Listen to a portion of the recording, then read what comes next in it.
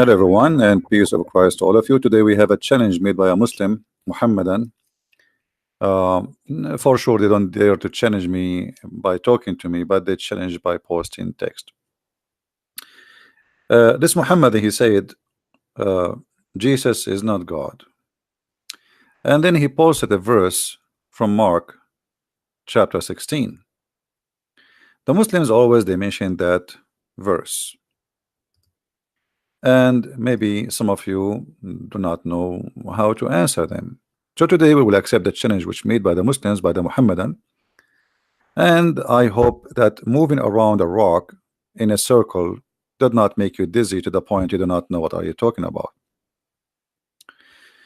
The funny thing about Muhammadans, they call us pagans when the fact they are the one who kisses stones, go around a stone, bow in direction of a stone. Everything in Islam is based in stones. And even Muhammad, he says that Allah, or sorry, the black stone is the right hand of Allah. And even he said clearly that whoever touched the stone, the black stone, and the Yemeni corner, which in the other side of the Kaaba, it erases his sin. So stones erase sin in Islam. It's a very clear pagan cult, but yet they call us pagans. Now let us see what the challenge this Abdul he made. If we go to the book of Mark, chapter 16, verse number 17 and 18, it says the following, and this is exactly what he posted. He did not post chapter 16 verse 18 only, he posted 17 and 18, so we are showing you both together. And those things shall follow them, and that the believers in my name shall cast out devils, they shall speak in new tongues, and they shall take up a serpent, and if they drink any deadly thing, it shall not hurt them. They shall lay hands on the sick, and they shall recover. So the Muslim, he says, what I understand from his challenge, okay, I want you to drink something poison, you know, and let us see if it's going to hurt you or not, because the verse is saying that. You know, always when the Muslims, when we show them a verse, they say, oh, you are taking it out of context and you are showing us something the verse does not say. But you know, always when we explain the Quran, we show the Islamic interpretation for anything. It's not just we show either Ibn Kathir, Al-Qurtubi, Al-Tabari, etc. The Muslims, they don't do the same. The Muslims, they take a verse and they throw it in your face and they say, look what it says. First of all, I can show you even from your Islamic books that the apostle of Jesus, they've been sent by Jesus and they spoke in languages. Even it says, and we can show the reference, that when they woke up in the morning, at night, they say to Isa, supposedly, how we are going to go and teach the whole world, and yet we don't speak the language of the whole world. He said, go sleep and don't worry. In the morning, they found out that all of them, they are speaking in tongues. So you Muslims believe in the same thing if you don't believe in that. Same time, speaking about poison, you know, why we don't read the verses before, and we will see that those verses is about Jesus ordering his disciples to go and teach the gospel for the whole world, and then we will understand exactly what he meant by that. Here you will see this is the same chapter, but without cutting off verses. Jesus is speaking about that you are going to go and teach the gospel, and he said into them, go ye into the world and preach the gospel to every creature. Now here, this is additional proof that Muhammad is a false prophet and Islam is a pagan cult, because the Muslims, they claim that Jesus was a prophet to the Jews. As long you are quoting for me this verse, and which means you believe in it to be exposing Christianity, well, why you don't believe in the verse before it? So Jesus here is speaking about you going to the world and you are going to teach the gospel for them. All the disciples of Jesus, they are Jews, and the Jews are forbidden to eat from the hands of the disbelievers, for they are sacrificing their food in the name of their gods. And this is exactly the poison we are talking about. It's not a poison. Their poison is their food who is sacrificed in the name of their God. That is the same as a poison for the Jews. So Jesus saying to them, go and baptize and teach and spread the faith and all around the globe. But those disciples, they are going to go and travel, and they will go, and they don't have they are not carrying their houses with them. So how they will eat? Where they will eat? Eat everywhere. The poison of the world will not affect you. Their God will not affect you. If we go and see, we will see in different places.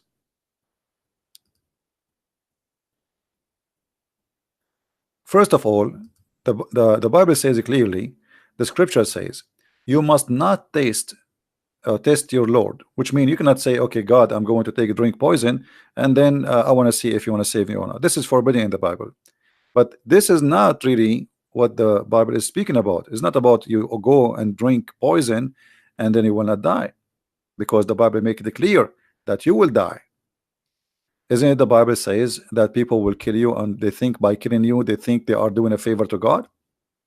If we go here, you will see it says Luke 10 verse number 7 and 8. It says in the same house in the same house remain eating, drinking, such a thing as they given or they give, for the laborer is worthy of his hire. Go and go to house, and then and into whatsoever city you enter, and they receive you, eat such a thing as they set before you. So he gave them permission to eat, but this is not what the Jews they do. The Jews are not allowed to eat from the hands and from the cooking of those who they are pagan, not believers, who sacrifice in the name of their gods.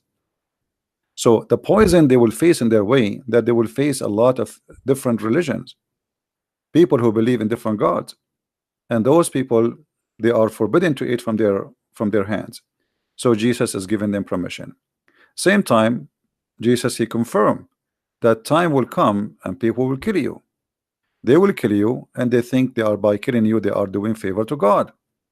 Is that true or not? Absolutely. Let us go there and see what we will read.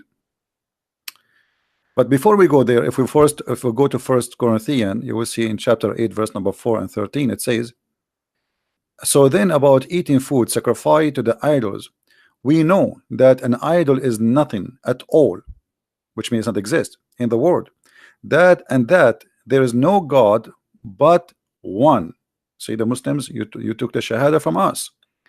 For even if there are so-called gods, whether in heavens or in earth, as indeed there are many gods and many lords. What does that mean? The Satan, the devil, there's many gods. Yet for us there is only one God, the Father, from whom all things came, for whom etc. to live. And then he says, but one Lord Jesus Christ. So the Bible confirms that we believe in one God. We don't have two, we don't have three. Now, but not everyone possess this knowledge. Some people still extremated in the idols, and they eat sacrificed food.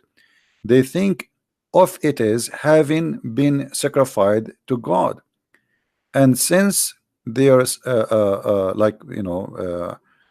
understanding is weak about what's happening, but food does not bring us near to God, neither make us far away from God. Food does not bring us to God or make us far away from God. All things are forbidden for us to do regarding food is for our health benefit, not really for different reasons. Same time, not to associate with the pagans, because simply you eat your food, you marry from them, you live with them, you believe in their God. And then this is what we spoke about just a few days ago, that you cannot marry from a pagan person or somebody is an unbeliever. So here, be careful, however, that exercise your right does not become a stumbling block to the weak. For if someone with weak consciousness see you with all your knowledge eating in an idol temple, when that person is at, so here, if you read the verses, you will see that explain to them that we are eating the food from pagans or not eating from pagans. That will not make us close or far from God, even though we should not associate with them. But now they are preparing for a mission. The Messiah is going to send them to the world, and they have no choice but to eat. So their poison is that they pray over the food in the name of the false god, because the Messiah said clearly that time will come and people, by killing you, they think they are doing favor to God. If we go to different verse, we will find the following in John.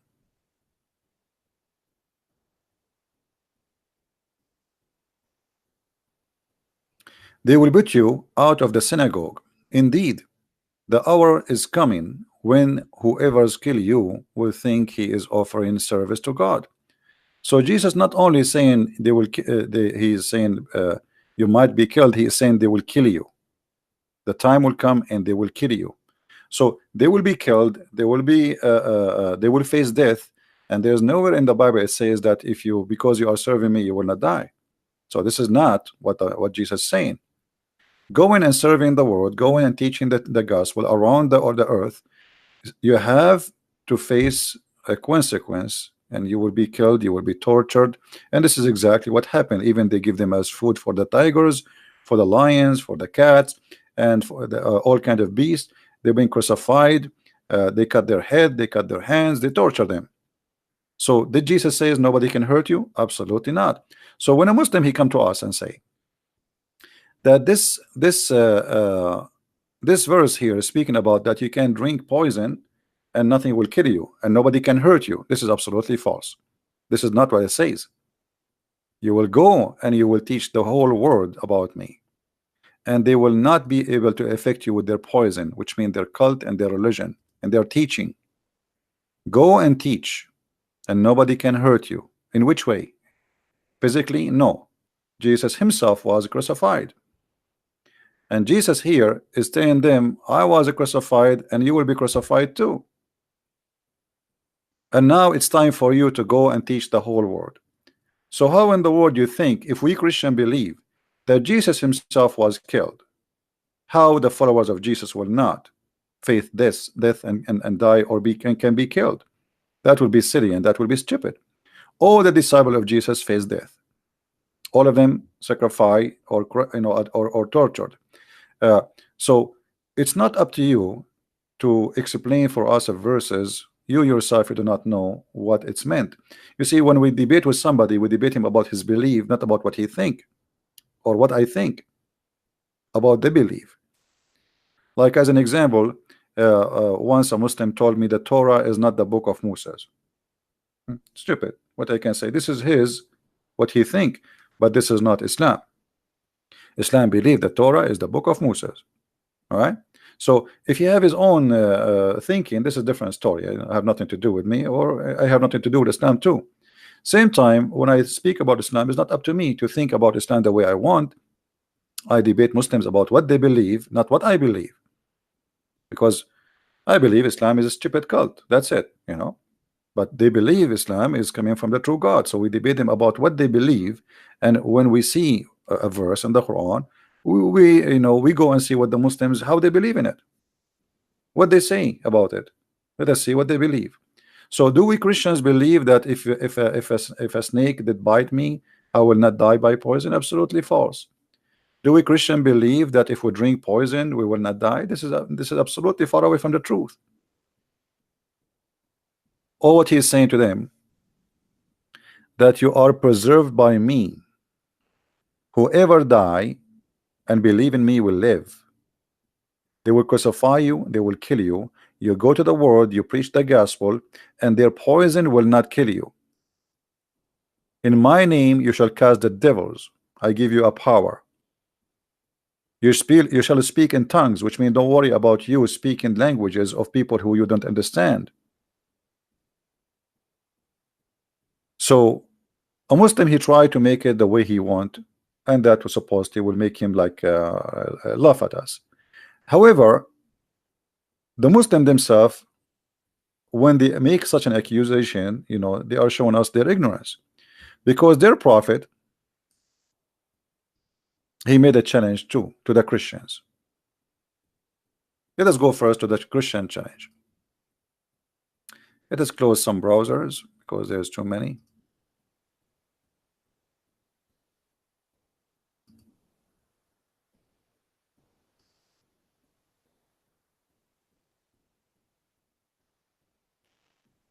All right. Now we go to the Quran.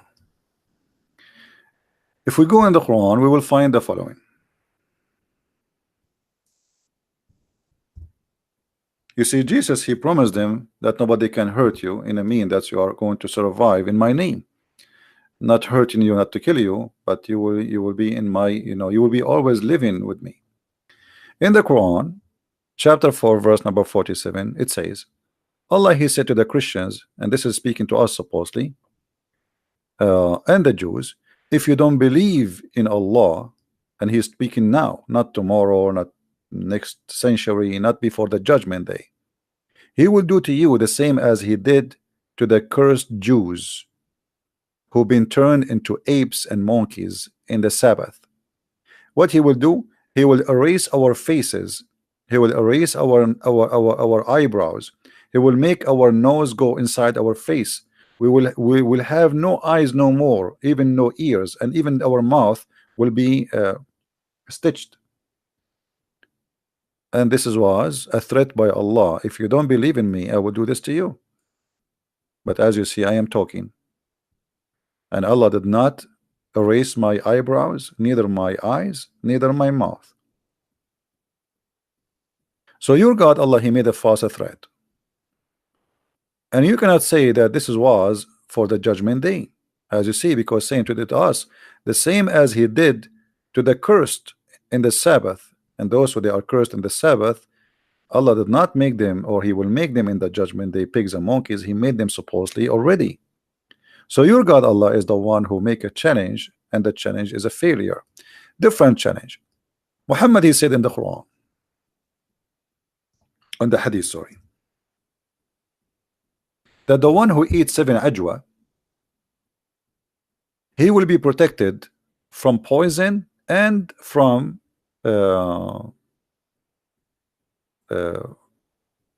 magic. I challenge you to eat 7 ajwa and to drink poison. Do it if you can. You see, you are making a challenge for me, which is not valid, but this is about literally eating, and not only eating ajwa. He's telling you how many ajwa. Ajwa is the palm fruit dates, for those who do not know. If you eat 7 of them, nothing happened to you. And guess what? What make it more funny, and Muhammad get himself exposed, he himself, he died by poison.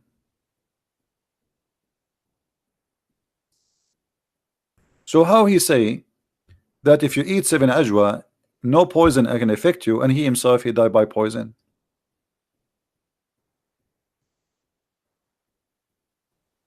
Do we have any Muslim have anything to say?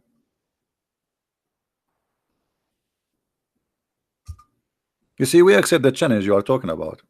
Okay, Jesus said poison will not hurt you, right? And the way you understand it is, okay, if you eat poison, nothing will hurt you. But this is not what he meant. Did you ask yourself why Jesus, he was mentioning this before they go to the whole world? You know, and he told them already, you will be killed. He told them they will kill you. You know, he told them, this is that in the past, he told them you will be killed in my name. Time will come and people will think by killing you they are doing favor to God. So they knew they will be killed. So there is no way he's telling them that if you drink poison you will not die. That's not what it meant. The poison is the food of those who pray in a food in the name of a false god. That is the poison. So they will not affect you with their false religions. You will be strong. You will survive all kind of temptations you will go through. Here we are talking about literally eating 7 ajwa. 7 ajwa, if you eat it, no poison can affect you and no magic. And guess what? Muhammad was killed by poison and he was affected by magic. So Muhammad here in this hadith, he have a double proof for us that he's a false prophet. He did not survive the magic, he did not survive the poison. Let us see what happened to Muhammad. Did Muhammad survive the poison? I mean the black magic? No. Let us see. The prophet, once he was bewitched, so that he began to imagine that he had done a thing which in fact he had not done. Do you see it, Muslims?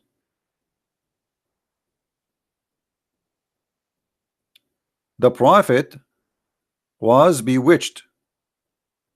So if I say to a Muslim, you are following a bewitched prophet, should he be upset from me, guys? Is that an insult? Why Muslims will be upset if we say to you, bewitched prophet? Well, you Christian, you should from now on, you say to them, so oh, you are following the bewitched prophet. Can a Muslim says this is a lie? Can a Muslim he says this is a you are just insulting? This is what happened. And the one is saying that is his wife, narrated Aisha. Once the prophet was bewitched. And look what happened when Muhammad get bewitched. He began to imagine that he had done a thing. In fact, he did not. Okay. Do you know how dangerous this statement is? Guys, do you know how dangerous this statement is? Because if Muhammad is imagining things he had done, but in fact he did not, that means Muhammad cannot be trustworthy for whatever he say. Because he imagined he spoke to Jibril, but in fact he did not. You know what I mean? How we can trust this guy after this?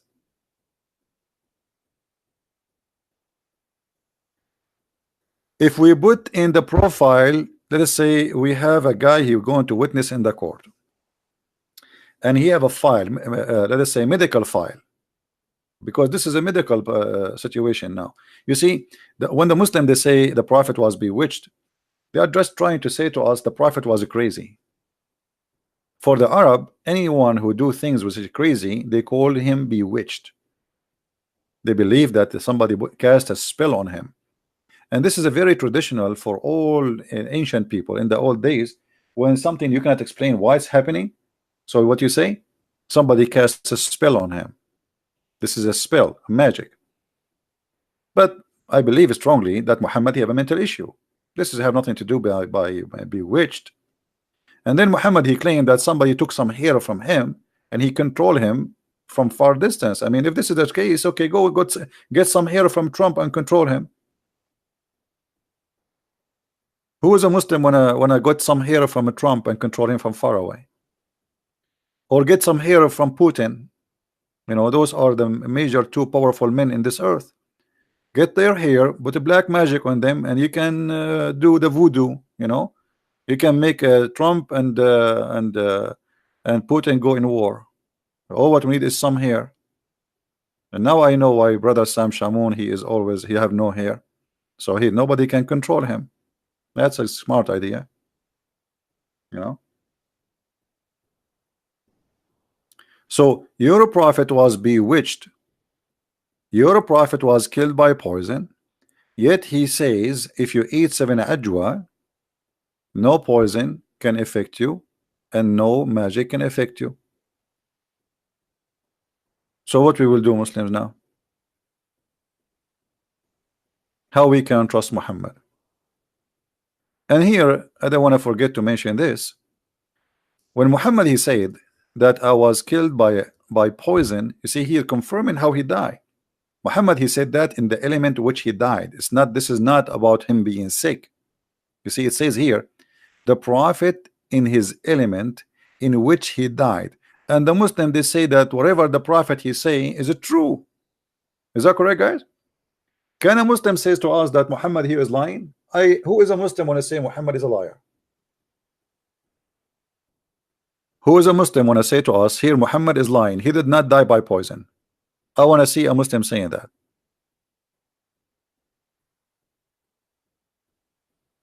Anyone?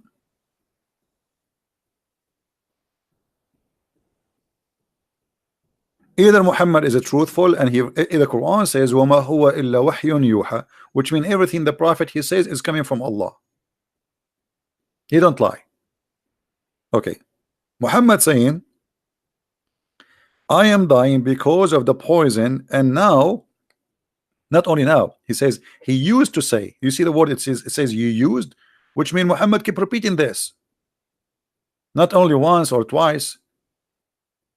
For him, he knew he is confirming he used to say I feel I feel the pain, which means this is a pain he felt since he had the food in Khaybar, which is a poison was given to him by a Jewish woman, which Muhammad he killed her tribe and her family. The food I ate at Khaybar, and at this time there is something different happening. I feel as if my aorta is being cut off from that poison. Okay, but the Quran says that if Muhammad is a liar, Allah is going to cut his artery.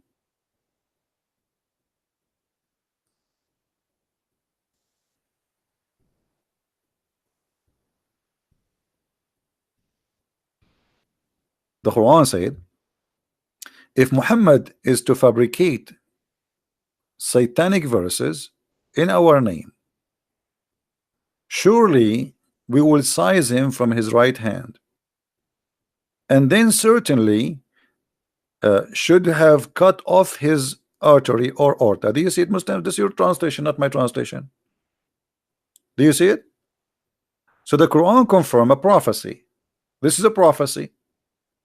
Allah saying in his prophecy, if Muhammad is a liar, what should happen to him? Allah will cut his artery and he will cause him to die. What do you say, Muslims? And Muhammad he confirmed that this is exactly how he died. Isn't it amazing? What do you think, Muslims?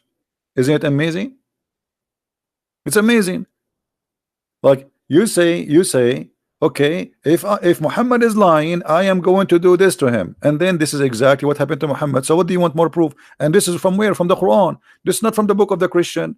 This is not from the book of the Jews. This is not from the If Hadith or potato tomato. This is from your Quran, and both are authentic for you. So what we will do? What do you say? Any Abdul? You see, everything Jesus said about him, about his apostle, will happen. He said you will be killed. They were killed. He did not say that poison will not harm you as you claim. He told them you will be killed. And he himself, he was killed, and he said he will be killed. So everything he said come to be true. Here, the only thing come to be true from Muhammad that he's a liar. So we can say here, in this case, this is a true lie. Muhammad, when he fabricated this Quran, he never thought that this will happen to him. Stupid. Look what he said. This is a revelation sent down from the Lord of the whole world. And if he, Muhammad, had forged a false saying concerning us, Allah say, call himself us, because he's speaking in front of the mirror, we surely should have seized him by his right hand, and we certainly should cut his artery. Do you see it?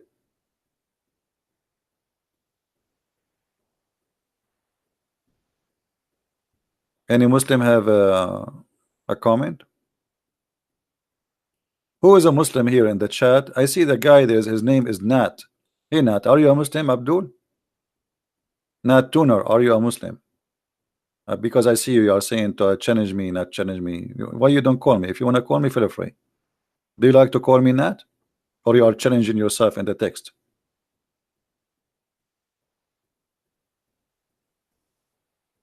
It's good to challenge yourself alone. I mean, sometimes I play chess because either way I win by myself. Is that what you are doing now?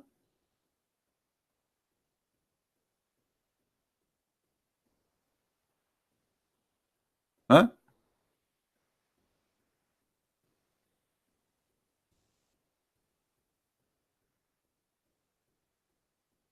No, only Muslims can call. Who is a Muslim would like to call me? Who is a Muslim would like to call me? Let me open my Skype. Give me a second. I mean, sorry, my pal talk.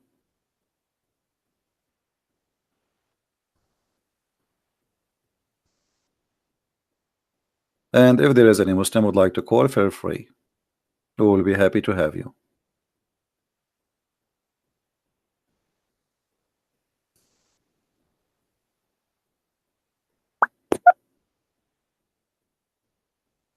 They can call me in Paltalk. It's a program, it's for free. It's the same as Skype, but it's better.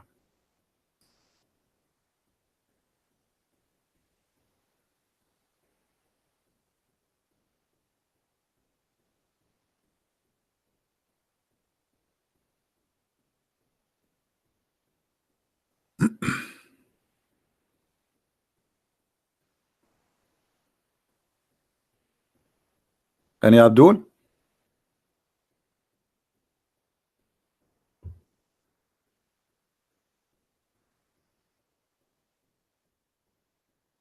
Who is Abdul?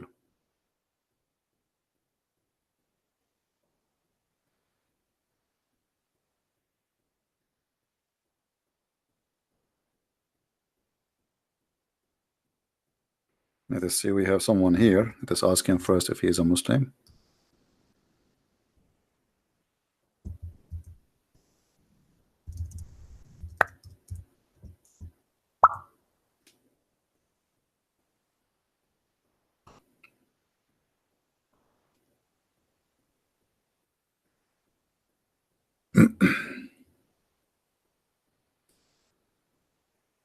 Anyone? Isn't it amazing that Muhammad, he predict that he is a liar and he will die in a certain way, and he die exactly as he predict, as a liar?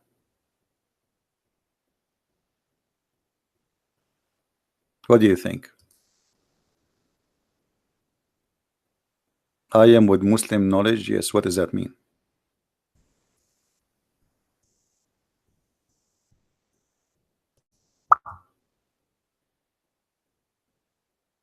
I mean, I asked the guy, are you a Muslim? I say, I am with the Muslim knowledge. I mean, have you ever heard of a silly answer? I am with Muslim knowledge. What does that mean? You're an ex-Muslim. Oh, okay. So debate you about what? I mean, what an idiot.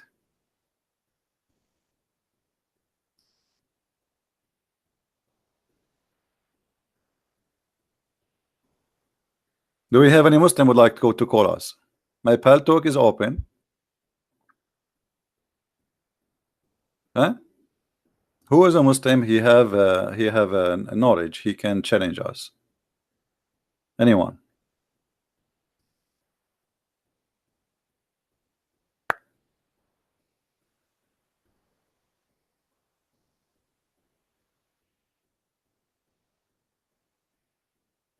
Anyone? Nat is trying to call me. No, he's a liar. He did not even text me.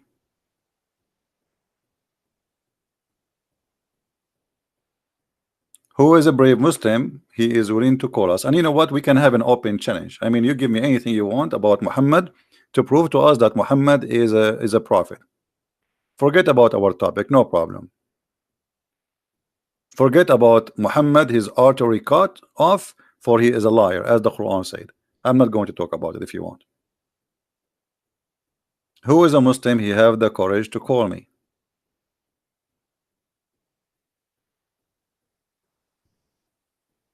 By the way, if you call me and defend Islam, I assure you that if Allah is a true God, he will give you extra promotion and he will give you extra credit. You know, you might get like extra 10 or 20 versions, depend how good you do. Don't you want to get some more versions and some more boys? Allah, he promised the Mohammedan, Allah will extend the size of their penis. Don't you want to have extra 6 meters?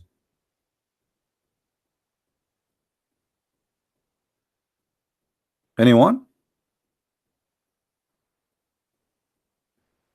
Okay, look like the Mohammedan are very shy. You see, the Mohammedan, they have a big mouth attacking us, but they have nothing. They have a very funny cult. They have a very funny cult. They have a God who is stupid. He says stupid things, and what I see in front of me is stupid. I mean, How you say if Muhammad is a liar, I will cut his artery, and then Muhammad later he died by the same way? I mean, don't Allah know the future? Somebody give a call to Allah, say, Allah, hey, take the verse, take it off. This is a problem. It's stupid. A Christian prince will read it. Hello? You need to pay to use Paltalk? No, Paltalk. No, there is membership if you don't want commercial in your Paltalk. That's all. It's for free. There's paid membership and unpaid. The difference between them, you don't receive a commercial.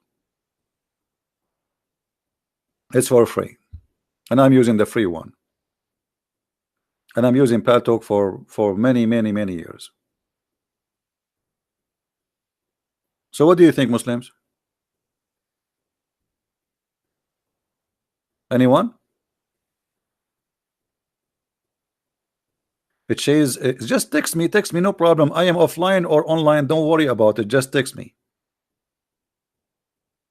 What's your business if I am online or not? Just text me.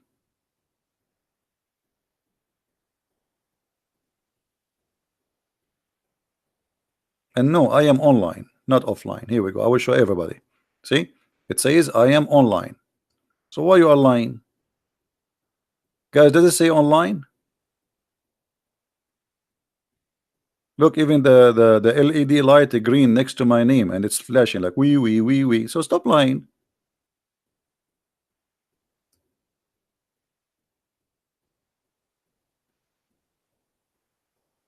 I understand you are afraid that your mama, she will know that you call me and maybe she will spank you.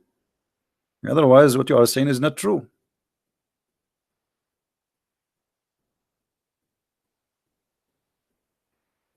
So who is a Muslim wanna call me? How Muhammad he predict? How Muhammad he says if you eat 7 ajwa, no poison can kill you, and no magic can affect you. And then Muhammad himself, he was under the influence or the effect of magic, and he died by poison. Any Abdul want to explain to us?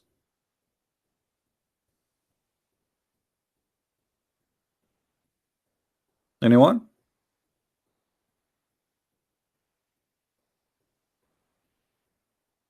Nobody? Nobody. What we can do? Anyway, as long we are there's no Muslims, we will change the topic. We will take about something make you feel better. Okay? The knowledge of the Prophet. The knowledge. My uncle asked Allah Apostle about a person who imagined that he had past wind fart during the prayer. Allah Apostle replied, he should not leave his prayer unless he hear the sound and he smells something. I mean, look at this, man. I mean, look at this religion. This is deep. This is deep. I don't know where are you from. Maybe you are a Hindu, maybe you are a Buddha, maybe you are an atheist, maybe you are a Christian. I'm not sure, but this is deep. Okay, a guy, he's praying to Allah. He bent down. Okay, now, okay, shall I leave? Shall I stay? He need to know. I mean, what? Okay, what is next? Okay, I got you know, it coming out. The Prophet, look how fast the answer is. Jibreel is right away in the head of the Prophet. Muhammad, he hear the answer. Muhammad, you do not need to ask Allah what we should do now. No, the answer come right away. Brother, if we ask Zakir Naik what we should do, brother Titter, a brother, they ask you a question. If I pray to Allah and suddenly I break wind, and you know, if I break wind, then the bad smell will come out. Brother, did somebody ask the Prophet the same question? And he said to him, if you do fart, brother, you should stay in the prayer in your place, don't move until you hear something and then you smell something. So if you hear only, brother, and you don't smell something, then you move, and vice versa. Which means if you smell something but you don't hear something, stay, brother. That's deep. That's deep. I mean, this is wisdom.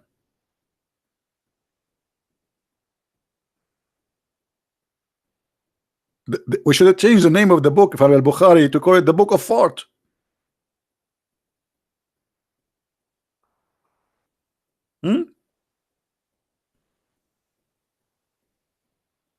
This is the Book of Fart. So what we learn now, we learn how to fart while we are praying to Allah. There's two kind of fart. There's fart which Allah he will not accept your prayer, and there's a fart which Allah he accept your prayer with it. I mean, the guy he fart anyway, he hear it or not, who care? Why there's a difference between a fart he hear it and a fart he don't hear? He felt it. No, you have to hear it, brother, and you have to smell it, brother. So what the difference between a fart we hear and a fart we don't hear? Is the first one is a holy fart and the second one is not?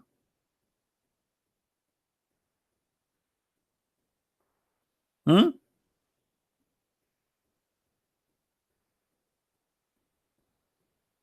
Are you?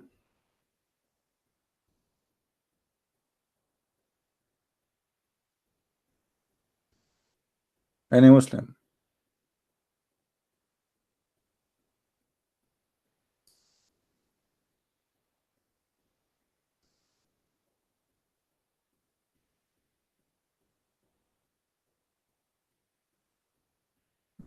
Shall we change the topic? I mean, I don't know what to do now. Like the Muslims, they made a challenge for us about drinking poison, and here we go. They are losing ground in everything, even in farting.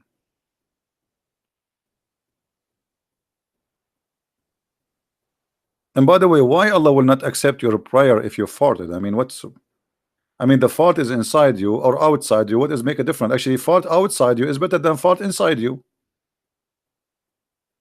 You know what I mean, guys? You have fart anyway. I mean, if the fart is inside, it's inside your body. You think you made wudu, brother? You clean yourself? You are not. You are full of fart. So now, when you keep the fart inside you, and what do you mean? Like now, he is praying to Allah. Is the fart will go with the prayer to Allah? So Allah he opened the prayer and the hachu and like garlic fart. What do you say, Abdul?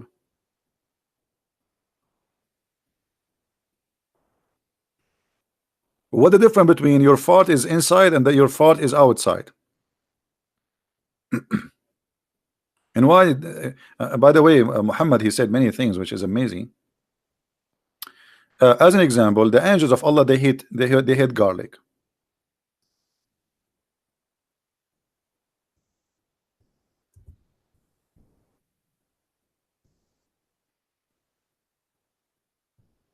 And that makes sense. Hmm? Why we should not eat those fruits or those vegetables, onion, garlic, leeks? Why? Huh? He is forbidden even from entering the mosque. So the Muslim he pray 5 times a day. You cannot enter. Read carefully why. The narration of Muslim is he who is eating onion or garlic or leek should not approach our mosque because the angels are also offended by strong smell.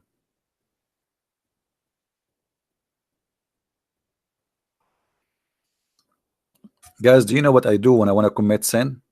Just to be honest with you, I eat garlic.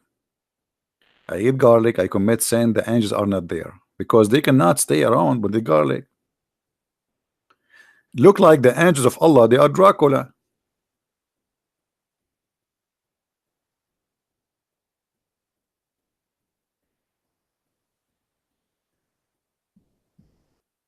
Any comment? Why the angels of Allah they don't like garlic? What the problem, Muslims?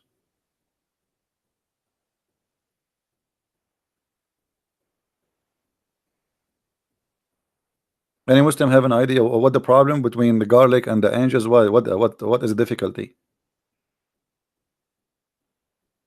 What is that? I mean, it's a stupid garlic. And so, what do you mean for? Is the angel going to sniff me? What is that? I mean, he will not smell you unless he's getting close to your mouth. Well, why the angel is going to go there? What the angel is doing exactly? The angel who have 600 wings and he covered the horizon as Muhammad described, he will be offended by garlic. The earth is full of garlic, so that means the angel cannot come to the earth. And not only garlic, my friend, garlic and onion. Onion, why? Leek. Let us Let us search for the leek plant.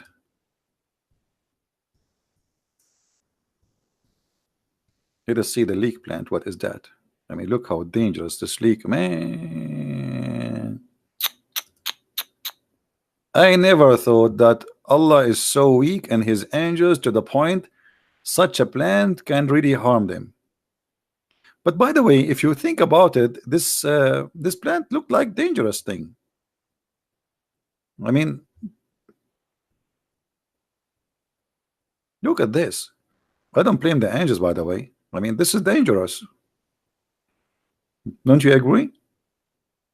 The angels of Allah, they have a problem. They cannot resist the power of garlic and leek and onion. Huh? Okay.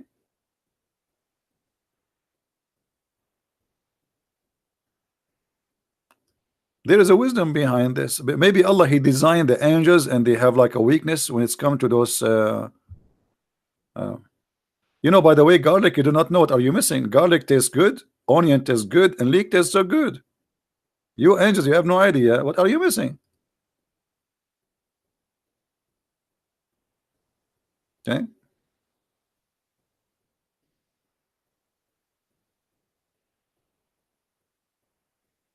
Somebody from Indonesia asking me to speak about the Kaaba is the first house of worship. Okay, well, no problem about that. We can prove it easy to be false. First of all, where Adam was landed. Anyone knows where Adam was landed according to Islam?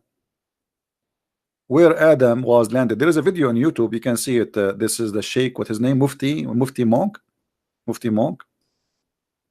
He explained to you that Allah, he sent Adam in Sri Lanka. Let us see.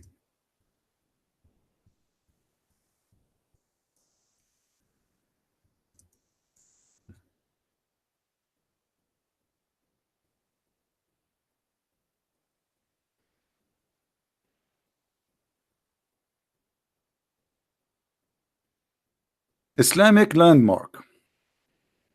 Islamic landmark website. The Muslim believe that this is the footstep of Adam. And by the way, the footstep of Adam, I mean, this is weird. I mean, there's only one footstep. Look like Adam at that time was like a kangaroo. Why only there's one footstep? What happened to the rest? Any Muslim have an idea? And now they are fighting with the Buddhas about who this temple belonged to who. The Muslim, they claim that this belonged to Adam, and the Buddha, they say no, that supposedly something have to do with the religion too. So look at this. This footprint is 5.7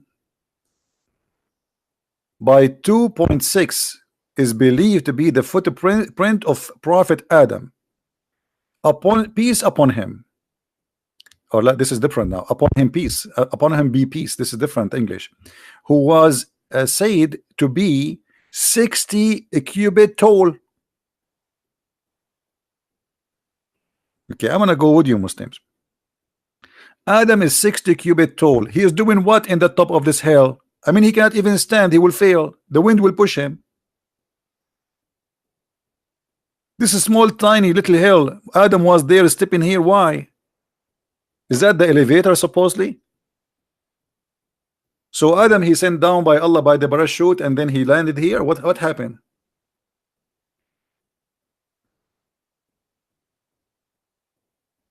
Anyone knows?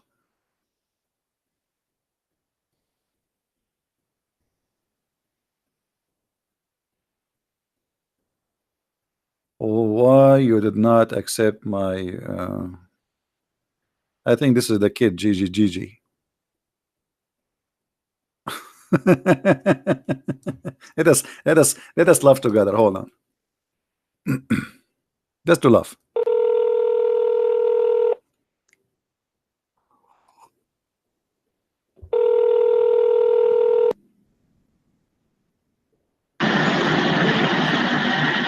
Hello?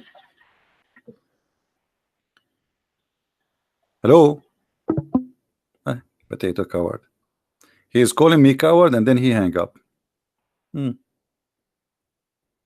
Mm, next. Who is next? Anyone? So look at this story here. Anyway, to make it simple.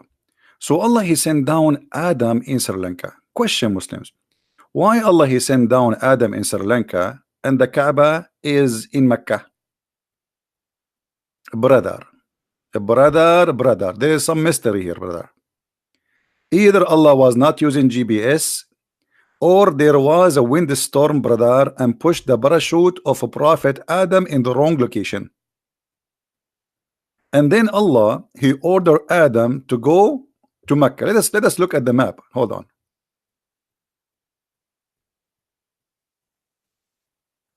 Uh,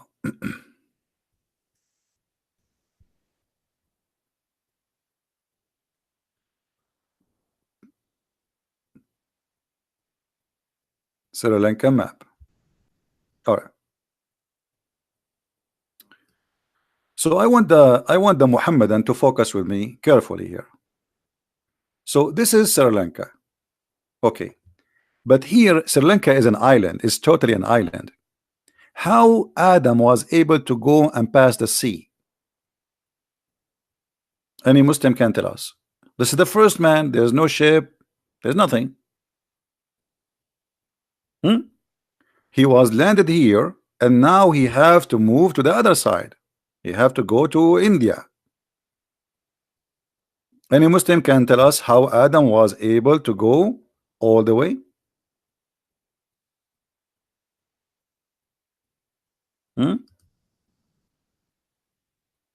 Let us see. We have a Muslim Abdul supposedly is texting me. I hope he's not a kid, but anyway, if he's a kid, we will laugh anyway. Oh, he's busy. Oh, he says he is using older version of Paltalk that does not support. Okay, he have to update his Paltalk. Let's try again. No, it's not working.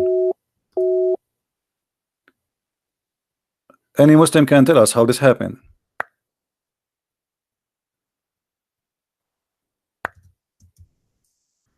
It is still him.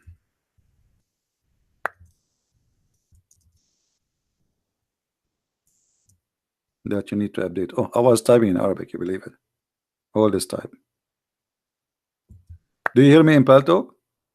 Okay, update your I mean, you heard me in YouTube. Update your Paltalk.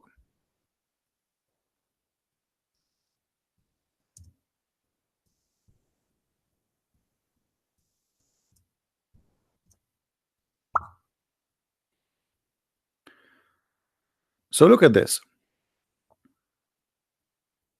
The story of the Mohammedan not only silly and stupid about the Kaaba as the first house, because now Adam he have to go all the way. Do you know how far Sri Lanka is? How Adam was able to go to Mecca?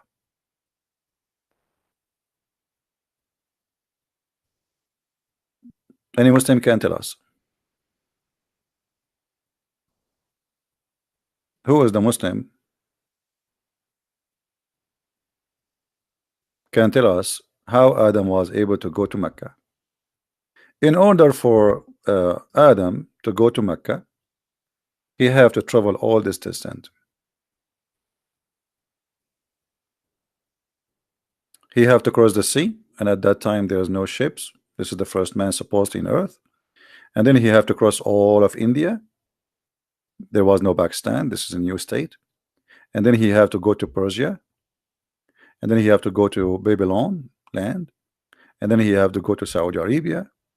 And he go to like this and like this and like this. How many years will take the trip? And how he can cross the sea walking?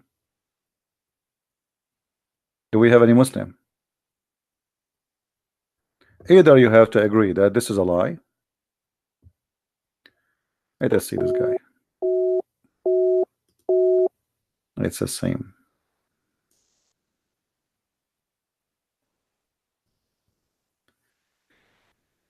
Do you understand me, Abdul? I told you, you need to update. You need to update.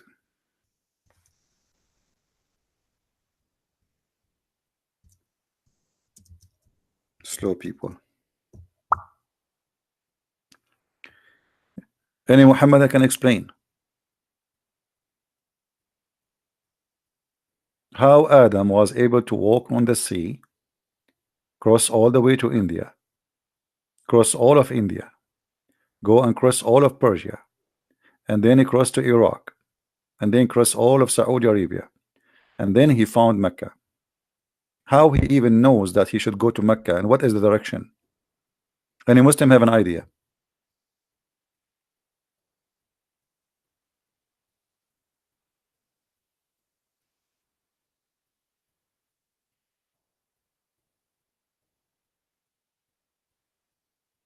Anyone?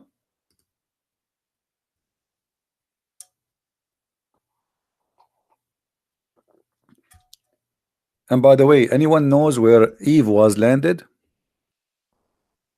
Where Eve landed? Anyone knows?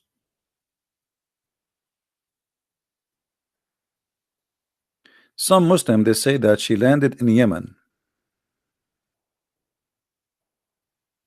I mean, look what Allah did.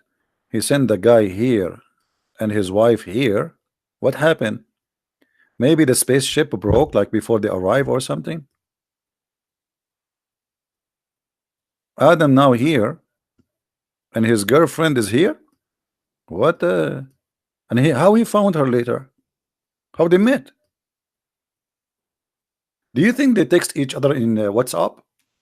Muslims?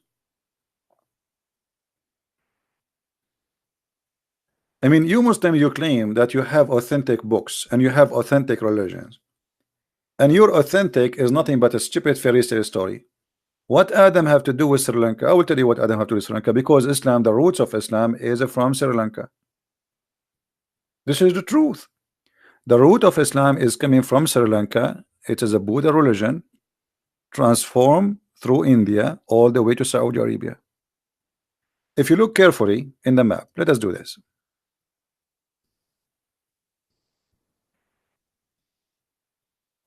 How far India is from the Arabian Peninsula? Not far, very close. This is Pakistan. This is Pakistan, and this is the Arabian Peninsula.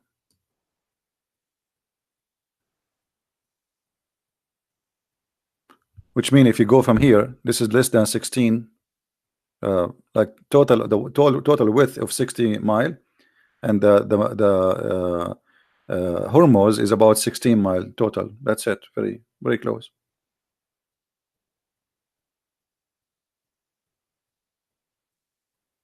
If you look at those who they call them Arab today, you will find that they look, especially in Qatar, Emirat, Bahrain, they look like people from Sri Lanka and people from India. Let me show you, or Pakistan specifically.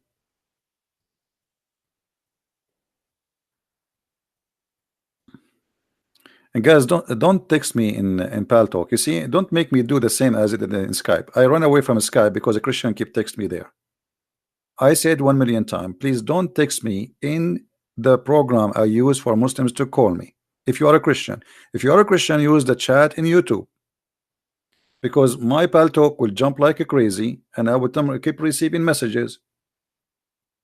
You want me to hang up in Pal Talk? I will close my account there. I run away from Skype because I open my Skype, I find like 2,000 people saying to me hello.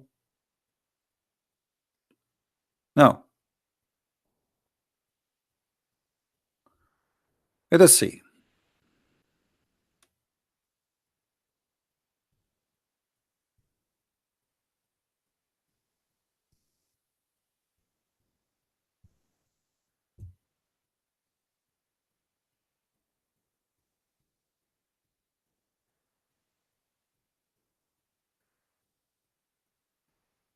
If you look at those faces, don't you think you are seeing someone who is from Pakistan?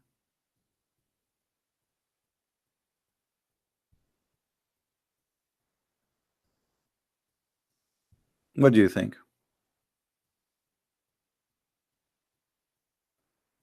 Is that really an Arab, as they call them Arab,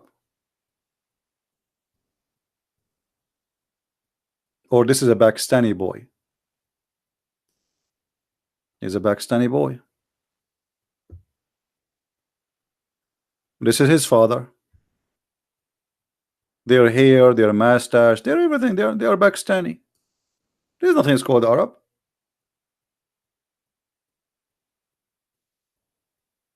They are mixed. They are from Pakistan. They came to the Arabian Peninsula and they brought with them the belief in black stones and etc. and all the madness.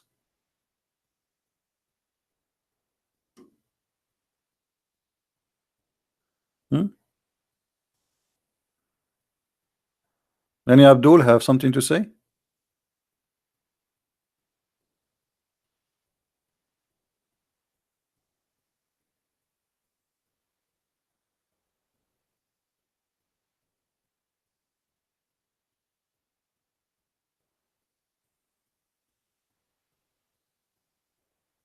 Anyone?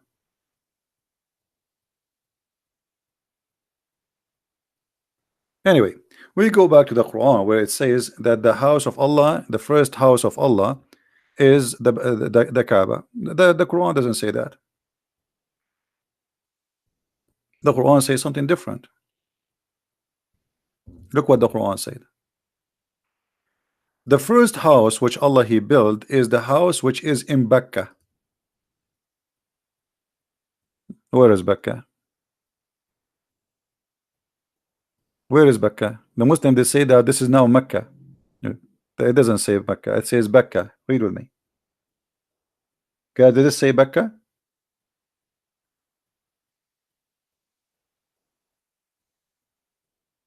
Who is a Muslim who tell us where is Mecca located?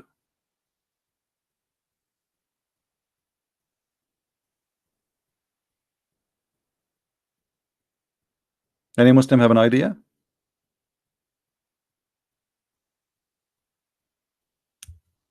Hmm. It says here that the house which Abraham he built is in Mecca. However, Abraham is not the one who built the house. Abraham he rebuilt the house according to the story.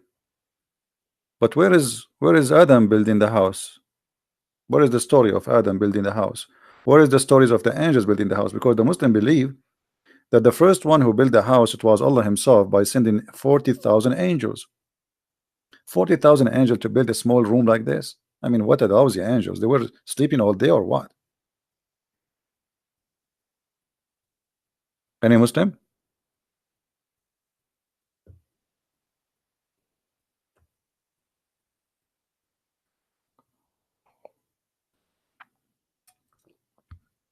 Any Muhammadan? So all these fairy tale stories about Adam, Abraham, he went to Mecca, and then you make it Mecca. You are even confused about the name of the city. Is it Mecca or Mecca? Hmm?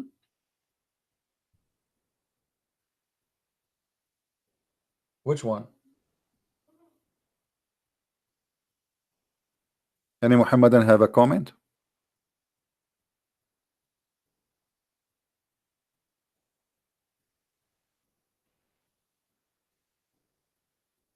What is the proof that this is about Mecca?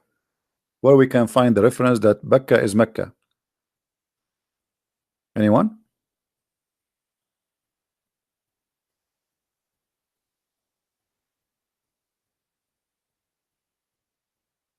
Any Muslim? What's wrong with Muslims? I mean, why Muslims they have no answers for anything? Why there it says Mecca?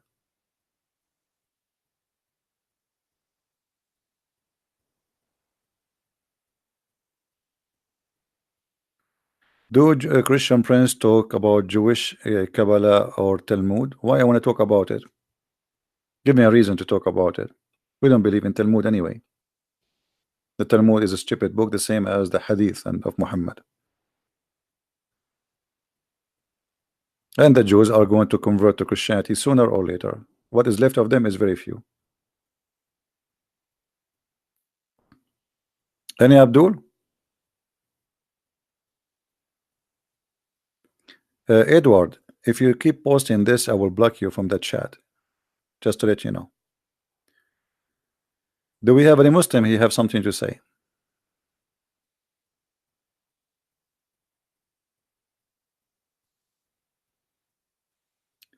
The valley of Mecca is Mecca. Okay, why they call it Becca then? Actually, neither Becca, neither Mecca was exist in that location. Let me show you what Mecca is.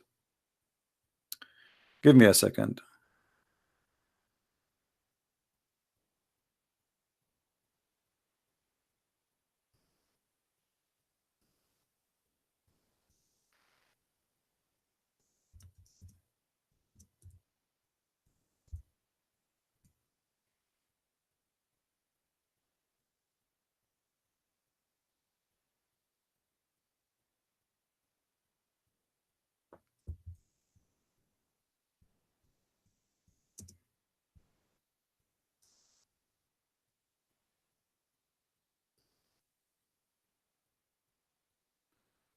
This is the temple. It's called the Temple of Al Mecca. Let us show it in the screen. Give me a second.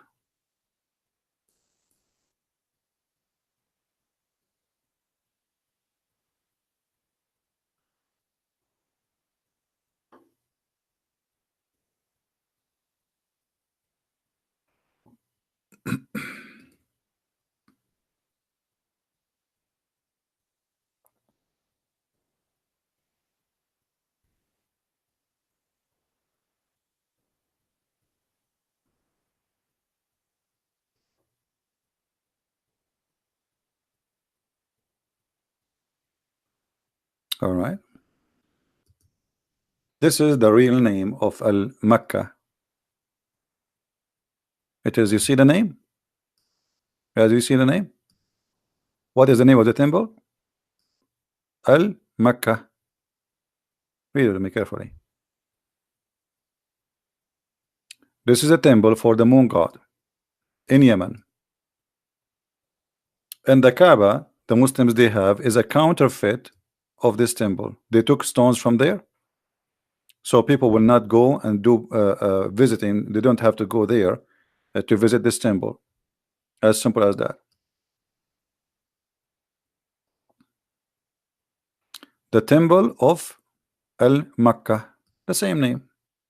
This is the temple.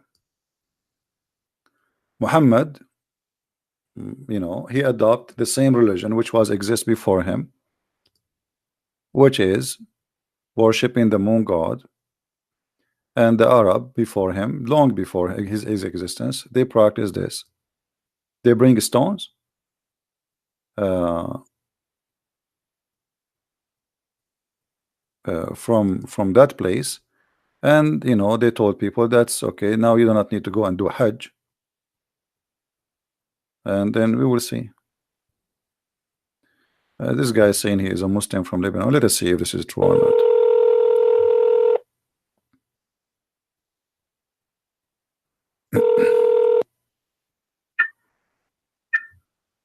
Hello, CP. Here we go.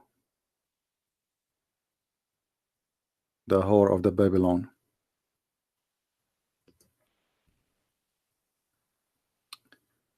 Let us block you, and we will block you in the chat.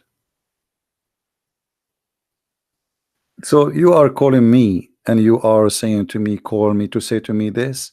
Are you happy now? Do you feel better? Are you going to sleep in your belly now, or in your stomach, or in your back? Look how silly, stupid people are. Anyway, this is why, you know, always, you know, when I say to women or men, be careful when you get married. Imagine you marry such a potato like this. Imagine you get a donkey like this to be your husband. You will be so proud to have him as a husband. I mean, there's no way. I mean, you would be so proud about him. All right. Any Muslim have the courage and the knowledge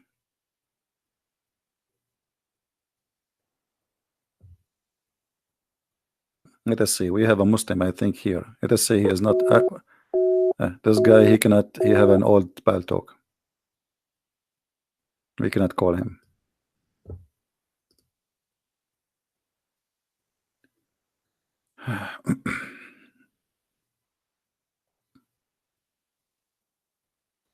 Somebody says to me, a Muslim, he said to me that Jesus was a Muslim because he fast 40 days.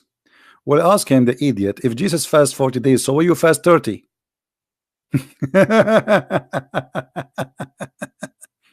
If Jesus he fast 40 days, I mean, why you need me to answer you? I mean, don't you guys have a brain? A Muslim, he asks you, Jesus is a Muslim because he fasts for 40 days. So why you fast for 30 days or 29? Because they fast moon calendar. Did Jesus fast by the moon? Jesus he fast for 40 days. Secondly, you Muslims don't fast. None of the Muslims they fast. Islam they don't practice fasting. Ramadan is not a month of fasting, it's the month of eating. You can go right now and you can search in Google. You will find that in the month of Ramadan, food price in the Middle East goes skyrocketing. Why? Because the people there eat more. All what they do, they switch the day and the night, and that's it. There's no fasting. This is not fasting. What does this have to do with fasting? They sleep all day, they eat all night. They make their last meal early morning. Okay, I eat myself. I eat once every 24 hours. I do real fasting. Do you? You don't. In the month of Ramadan, every Muslim he gain weight. Where is the fasting? Price food go crazy in Ramadan. Is that because you are fasting or because the high demand?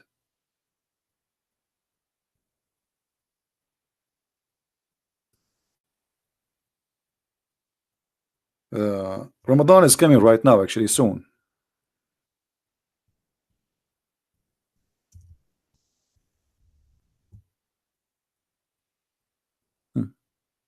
Read with me. This is the news. This is not my news.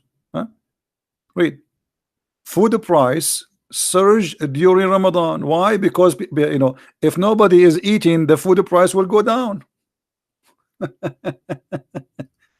Is that correct?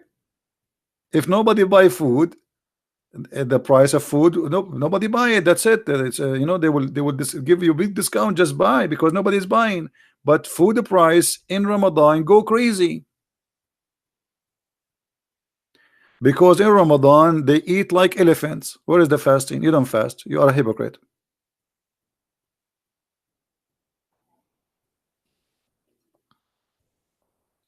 Muslims they never have a fast. And by the way, why Muhammad was used to fast Ashura and then he replaced by Ramadan? Any Muslim can tell me? How if you fast Ashura, Allah forgive your sin,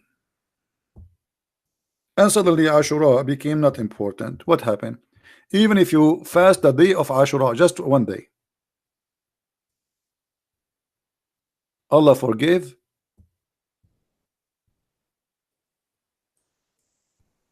the sin of the previous sin, previous year.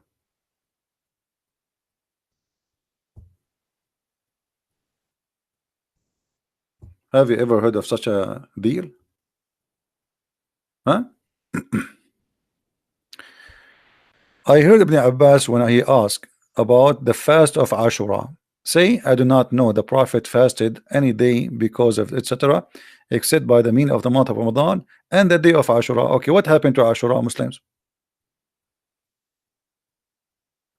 Anyone told me? Anyone can tell me?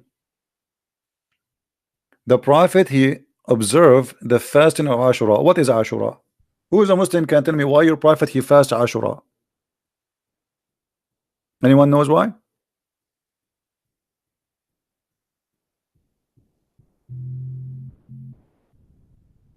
Look how important the fast of Ashura. Look, the Messenger of Allah said, who was asked about observing a psalm, the fast of Ashura. Uh, if you fast Ashura, it give you exception or erasing your sin for the preceding year. Just fasting one day, all your sin for the preceding year is gone. So why you want to fast Ramadan? Any Muslim? If you fast Ramadan, does not forgive your sin for a year. Ashura is more important. So what happened to Ashura? Any Muslim can tell us. What happened? I will tell you what happened. Muhammad is trying to establish a religion. The Jews, they have fasting. The Christian, they have fasting. The Sabian have fasting. You don't have fasting.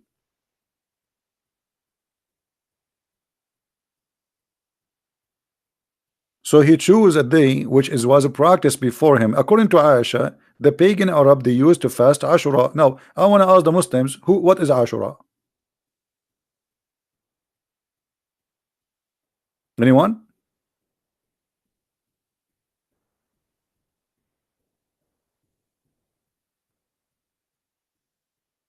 Any Muslim have an idea?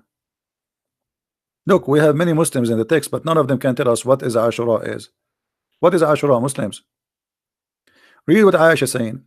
Aisha, she said, during the pre-Islamic period of ignorance, Quraysh used to observe the fasting of the day of Ashura. So this is a pagan practice. Guys, does it say that?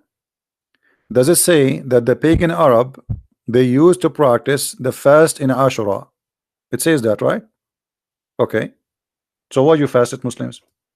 And why, if you fast this day, Allah forgive your sin for the coming year? Anyone knows?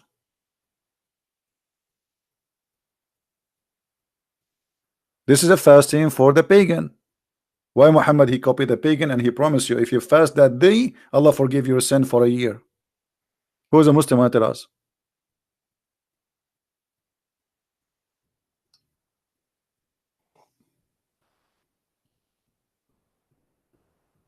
Anyone? Didn't know. Islam is the most silly cult. I assure you, every Muslim now down in the chat is searching Google, Prophet Google. What is Ashura? Who is a Muslim? Tell us what is Ashura. Look at them. How many Muslim in the chat? Not even one of them can tell us what is Ashura. What is this Ashura day? What does that mean? Hello? You tell me if I open my Skype. Okay. Well, my Pal Talk is open. You can text me. You can call me in Pal Talk. It's the same. Any Muslim can tell us what is Ashura and why the Arab, the pagan Arab, they observe the fasting of the day of Ashura, and then Muhammad, he took it and he accepted this day to be a fasting, and he said if you fast Ashura, Allah will forgive your sin for the whole year. Anyone?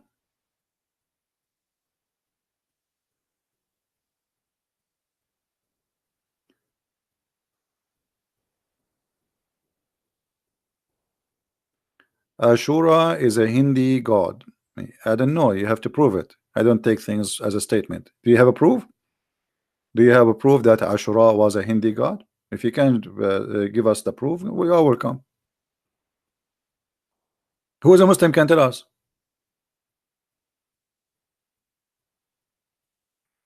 So look what Muhammad said. If you fast this day, Allah will forgive your sin for a year. So how you dump it? Why it became not important? And why the Arab are fasting it? Ask your Jesus. Why I want to ask my Jesus? My Jesus told me that you are a pagan. Already he answered me. Go and kiss the stone.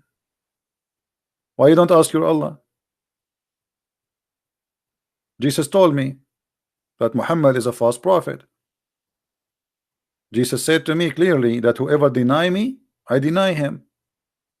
He told me that the one who denied the Father and the Son is an Antichrist. So we know, we have the answer. I'm asking you, why you fast Ashura? Why your prophet fast Ashura and he observe it? And this is the pagan practice, and he promised you if you do fast it, Allah will forgive your sin for a year. And then he threw Ashura away and he replaced it with Ramadan.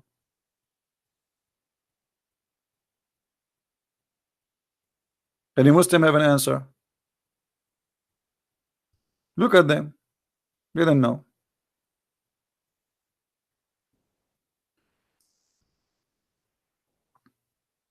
Any Muslim know? Are you telling me, Muslims, that you do not know? Are you serious? Not even one of you knows what is Ashura is about? No, Abdullah Samir, you cannot call me. Until now you do not know if the circle is a flat or not. You think the circle is a flat when the circle is a virtual space. You are not better than the Muslims, by the way, even if you left Islam. Don't think you think you're better. I know that David would speak nice to you. I am, for me, I don't play games and I hit in the head. You are no better. You are false like them.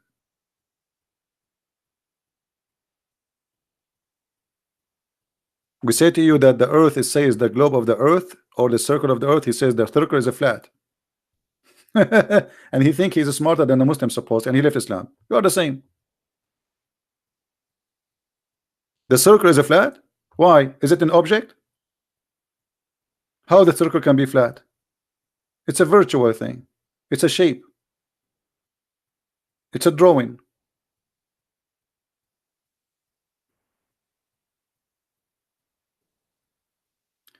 Anyway, so do we have any Abdul want to say something to us? What is Ashura? Look at them, not even one. Are we stuck with this? Muhammad, he like Ramadan, he left Ashura. What this guy is doing? He's a change in his skin.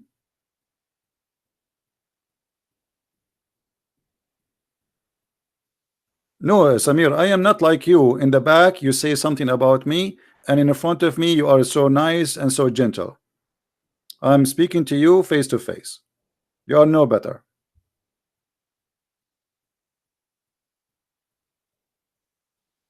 Quraysh used to fast the day of Ashura in the pre-Islamic period, and Allah Apostle too used to fast on that day.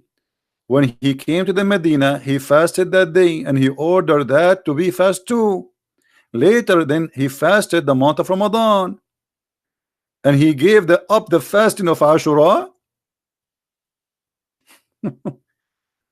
How you can give up the fasting of Ashura? Was Muhammad fasting Ashura by the order of Allah or by the order of his own self?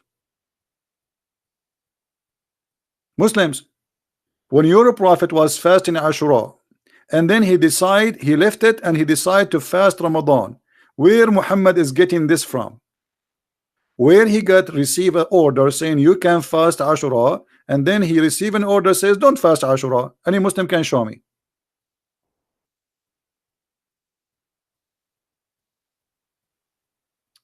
Read if no, this is not about hate. You are being stupid now. When we say to somebody you are wrong, this is not about hate. That's stupid of you. Correct, guys?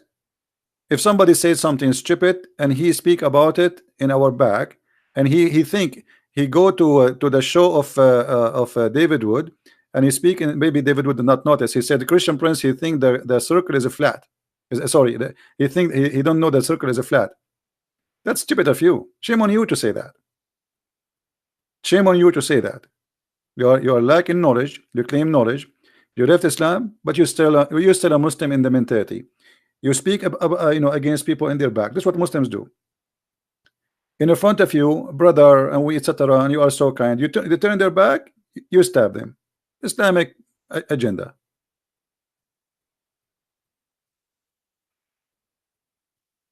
You did not leave Islam yet. You have the same mentality. So any Muslim want to tell us?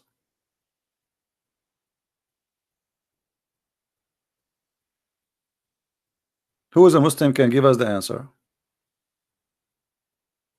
Why Muhammad? Who is the one who ordered Muhammad to fast Ashura? And who is the one who ordered Muhammad to stop fasting Ashura? Any Muslim can give me a reference.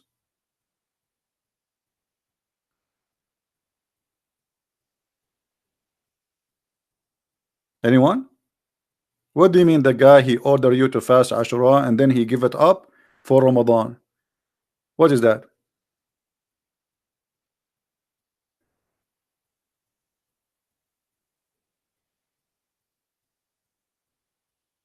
No answer. So look, they do not know why they are praying to the Kaaba. They do not know where this black stone is coming. There's nowhere in the Quran is mentioned the black stone. Why Allah did not mention his holy stone? Why Allah forgot about something so important? You don't know. You don't know. It's a book of ignorance.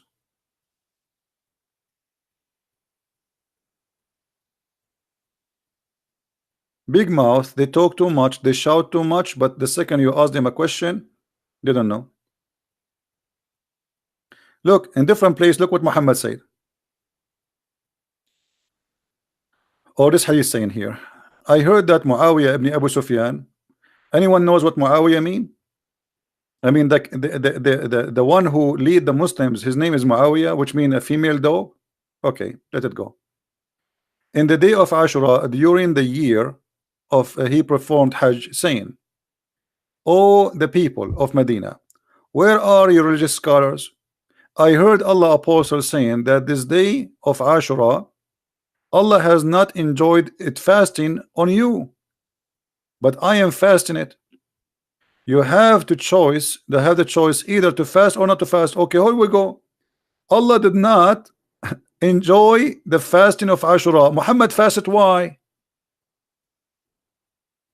Muslims, why Muhammad he fast the day of the pagan? Any Muslim can tell us? Aisha, she confirmed that this is the day of the fasting for the pagan of Quraysh. Read with me carefully. Why Muhammad he enjoyed the fasting of the pagan? A Muslim saying to me, why you cannot explain Hebrew 5:7? Who said we cannot explain it? But why you are changing the topic? I mean, look at you. We talk about tomato, you switch. Huh? Can you? Let us make a challenge. A challenge between me and you. You call me. You answer about why your prophet he fasted Ashura, and I will answer you about Hebrew 5:7. What do you think, guys? Good deal? Challenge. And the coward is the one who will not answer. What do you say? Potatoes.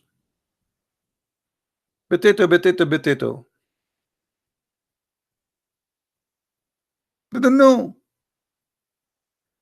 They know nothing. This is a pure cult.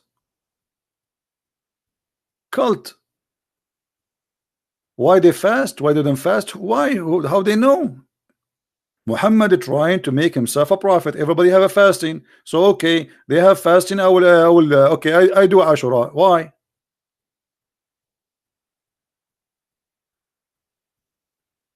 Any Muslim have an idea? They don't know. And the second you squeeze them, they say to you, read for us the verse from the Bible.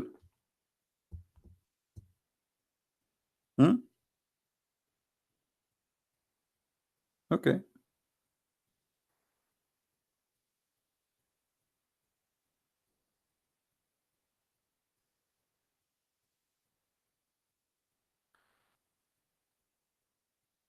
And Abdul?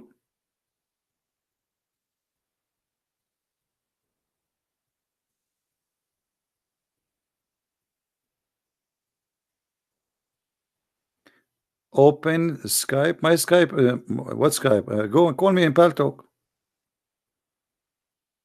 Take permission from your mommy and call me in Paltalk.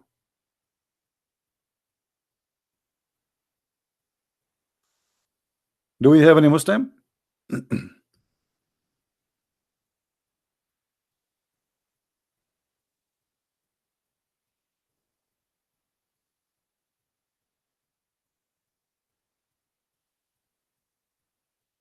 Hello?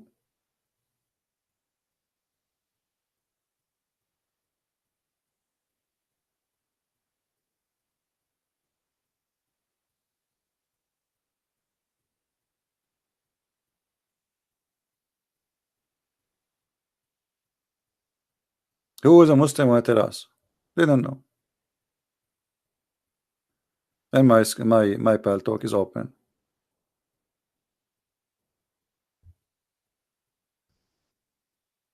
What a stupid cult. They practice without knowing anything.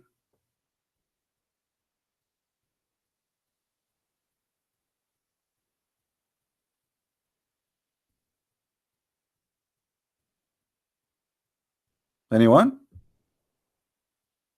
Okay. What about Ramadan? Why you fast Ramadan?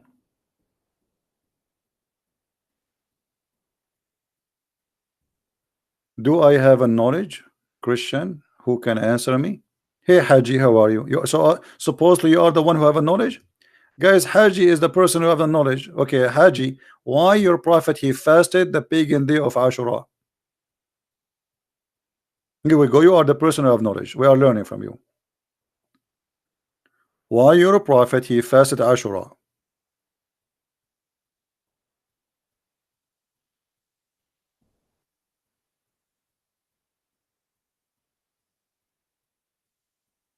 Are you going to answer me, Haji? Or you are just a text Haji?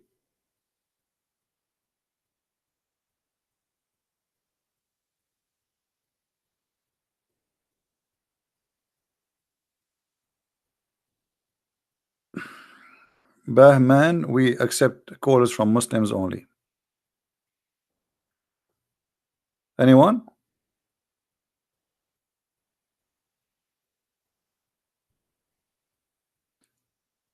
Are you serious? Just to challenge me in front of your disciple, and the only way to fulfill it for you, open your Skype, but you refuse. You are an idiot because I have Paltalk open and it's the same as a Skype. Call me. You are being stupid now. Anyone wanna call me? You can call me in Paltalk. It's a free program, the same as Skype. And my Skype, my Paltalk is open. Here we go. And this is my name in Paltalk for those who wanna call me. And I am online. Who there? Stop being a coward. I'm waiting for a Muslim to tell us why your prophet he chose to fast this day. Okay, if you don't dare to call me, what about you answer me in text? Why your prophet he fasted Ashura? Who wanna tell us? Anyone? Who is a Muslim who can give us in the text in the chat why Muhammad he fasted Ashura? Look at this religion. They don't know.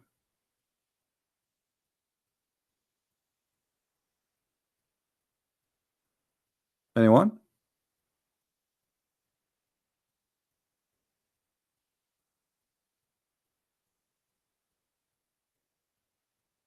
We don't know. So Allah did not tell him to fast Ashura? Is it okay for a prophet to choose the pagan fasting and he fast with them? When the pagan they fasted Ashura, they are fasting to who? To their God. Why Muhammad fasting the same fasting?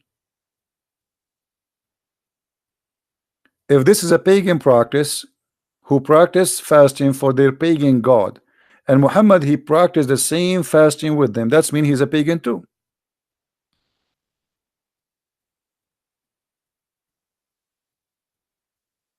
Ashura is different for Sunni and Shia. Is that an answer now? That means Islam is stupid. You have one prophet, you have two fasting. Ashura for the Sunni is different from no, it's not different. It's not different. Study well, you will see. The Shia they connect Ashura to something else happened to the grandsons of Muhammad, but this is not the reason. It happened at that day. This is why they call it. They celebrate Ashura by beating themselves. Very, very naive of you. Still, the fasting of Ashura. The fasting of Ashura, we are talking about the fasting of Ashura, not beating yourself in Ashura. Why you beat yourself? This is a different story. Any Muslim can tell us why he fasted Ashura? I mean, what's wrong with you? It's a very simple question. Pagan fast Ashura, Muhammad fast Ashura, and he ordered his followers to fast Ashura. Anyone can tell us why?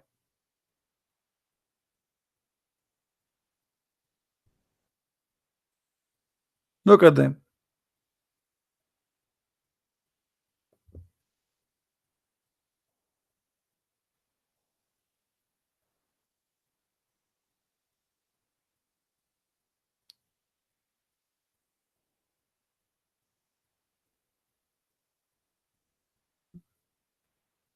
Any Muslim? Okay, we will change the topic because look like there's nobody. Samir, you don't upset me, but you see, I don't like hypocrisy. You see, when somebody is an engineer and he speak like a kid, I mean, that's it. How you say to me that circle is a flat? I mean, is your brain is a flat? You see, we speak about Muslims are being silly and they don't want to use their brain. You are an ex-Muslim and you are an engineer and you do software programming, and yet you think that the circle is a flat. I mean, that's something. I'm not upset from the circle. I'm upset from stupidity. It's you who carry that the sentence and you go to different program and you say, Christian Prince, you think the circle is not flat. It's you who said that. Silly. Circle is a virtual shape, does not even exist. There's nothing is called circle. So how you make it flat? What flat? Anyway. So we will change the topic. Who is a Muslim want to give us a topic so we can open? Oh, the Muslim, he said to us about Hebrew, the book of Hebrew, where Jesus, he is crying and saying that he don't want to be crucified. Okay. So your question is what? How I can explain it? Very simple. The Messiah, the Bible says from the beginning to the end, that the Son is obedient to the Father, and my Father is greater than me.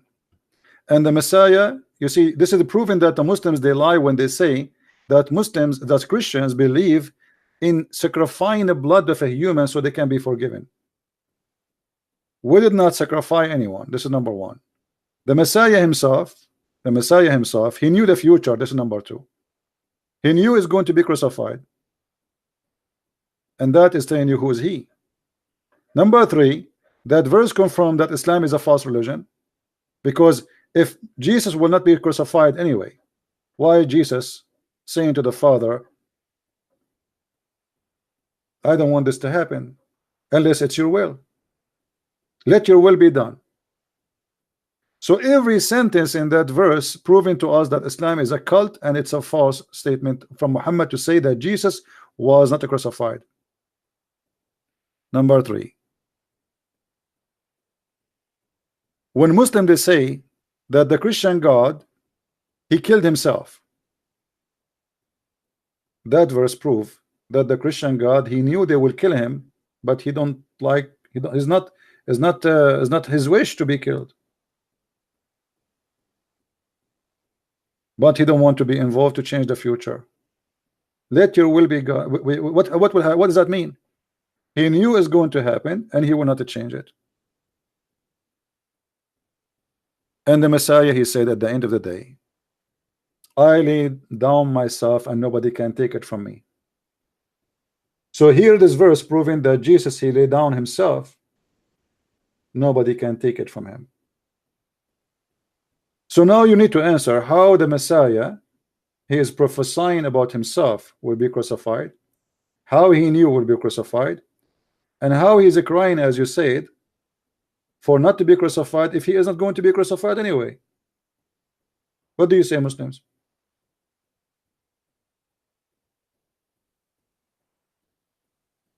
Any Abdul?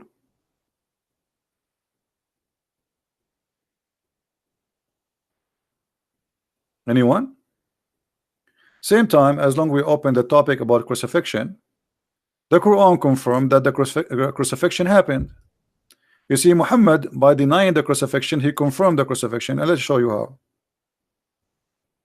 Muhammad, he suffered from low IQ. He is a very low and intelligent.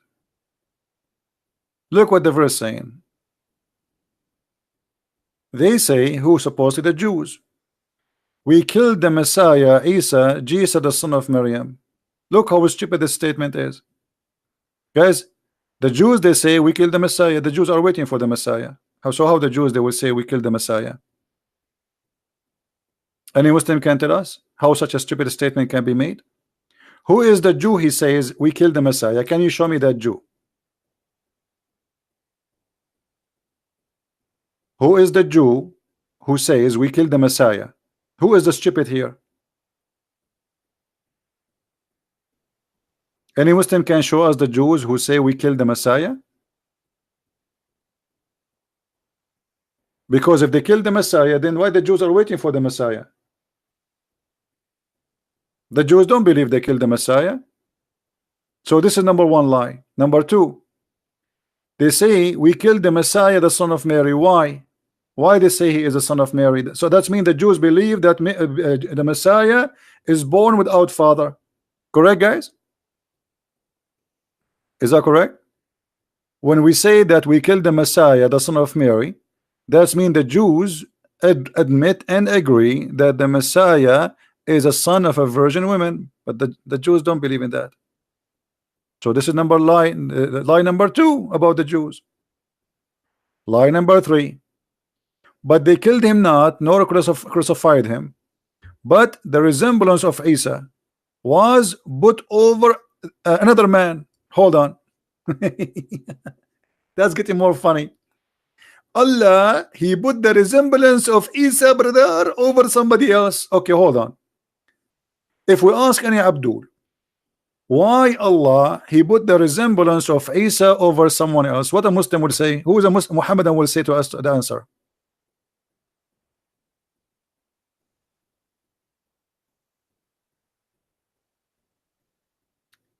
Sharia, I mean justice banned. That's not, no, that's not what Sharia is. I don't know, you are saying Allah mean peace. Are you Muslims really? Sharia does not mean banned, have nothing to do with even the Islamic religion. Sharia coming from the word shara, which mean legalize. What are you talking about? To legalize something. Stop being stupid and don't say, obviously you don't speak Arabic. So here the verse saying, but Allah he resembles someone like Isa, Jesus, and he put his resemblance over different man. But this is mean that Jesus was crucified. Correct, guys? This is mean Jesus was crucified. Why? Because he just confirmed that people they saw someone look exactly like Isa. Is that correct, guys? The Quran confirmed that the true Jesus, the true Messiah, is the one who crucified. Because if I am now a human and I see someone look like Jesus exactly, speak like Jesus, have the voice of Jesus, have the hair of Jesus, and he is being killed in front of me, why I will not believe this is Jesus? Give me a reason.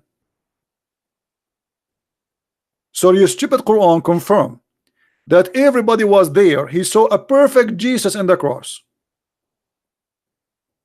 So nobody lie. The only liar here in this story is you, Muhammadan. 600 years after Jesus, you come back and you say, oh, it was someone look like Jesus. That means Jesus was on the cross.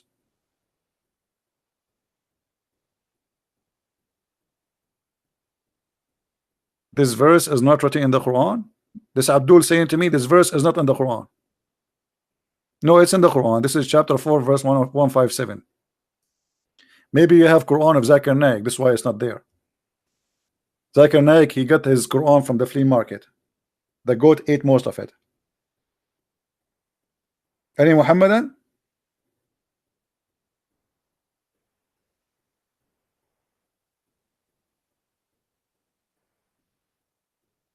Huh? The Quran is a stupid book. This book confirmed that Jesus, he was crucified. Now you Muslims, you have to prove to us that this was the resemblance of Jesus, not him. As long you admit it in your Quran that this is someone look exactly like him. Do you understand, people? The Quran admit that the one who was in the cross, he have the eyes of Jesus, the face of Jesus, the hair of Jesus, the hand of Jesus, the voice of Jesus. He is Jesus in every way, in every mean, perfect Jesus. How you can prove to us that this was not him? And how Allah he put somebody the look of Jesus in someone else? How does that happen? What does that mean? And as long Allah he put the resemblance of someone else to save Isa, question why? Can't he save him without making the resemblance of somebody else? Don't Allah knew by making this trick he will deceive 3 billion, 4 billion Christians?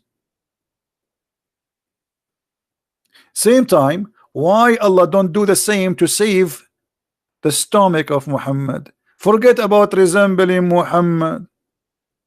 The woman, she gave him a goat, he ate the goat. What about Allah? He make a resemblance of Muhammad to eat the goat, and that guy die.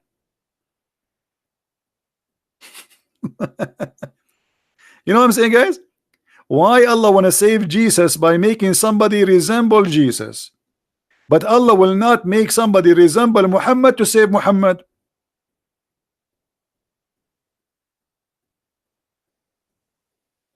Any Abdul?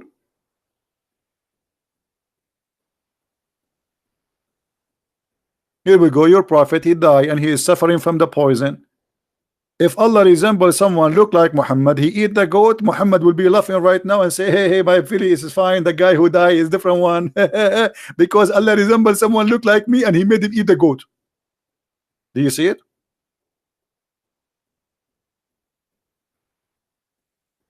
Any Abdul? Stupidity. So every simple question of those are disaster for the cult of Islam. Allah did not resemble Muhammad to save Muhammad. Allah resembled Isa to save Isa. And that's mean that every statement in the Bible about seeing the crucifixion of Jesus is true. Because the Quran confirmed that. The Quran confirmed that this is someone resemble exactly Jesus. So if the disciple of Jesus, they said we saw Jesus in the cross, they are not lying. The Quran confirmed that.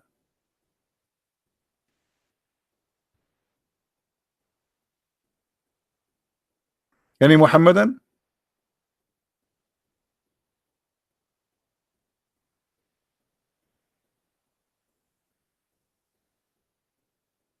Any Mohammedan here? This is the most stupid book ever.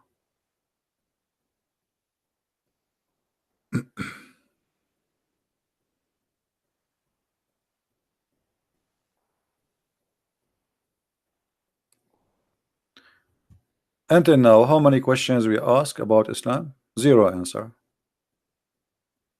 Why Allah he sent Adam in Sri Lanka?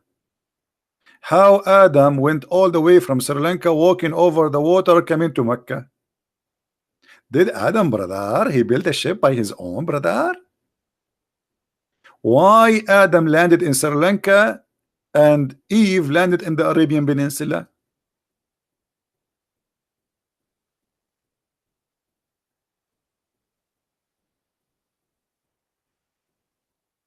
Anyone?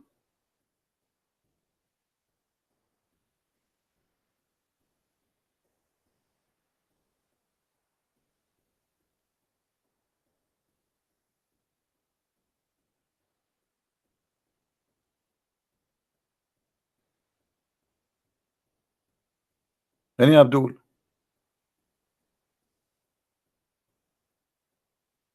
Why the Prophet he fast Ashura, which is the pagan fasting? No answer. Why he switched to Ramadan? No answer. Allah told him to fast Ramadan? Why? Because the Quran came in the month of Ramadan, but the month of Ramadan is not a month. Just to show you how stupid the cult of Islam. Guys, where is the month of Ramadan? Which month is Ramadan? Anybody can tell me? Is Ramadan in July? Or it's in August? Or it's December? Or January? Or February? Or March? Or April? Or May? Or June? Where is the month of Ramadan? Let me show you the madness and the stupidity of this cult.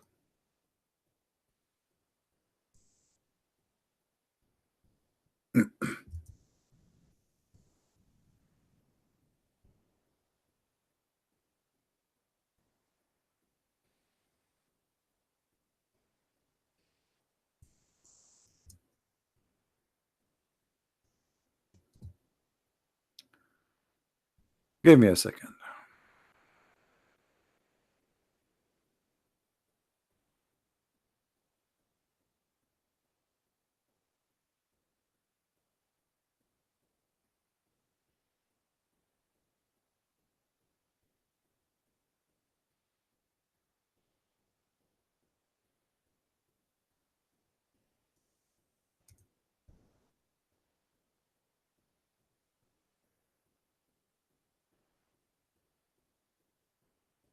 All right.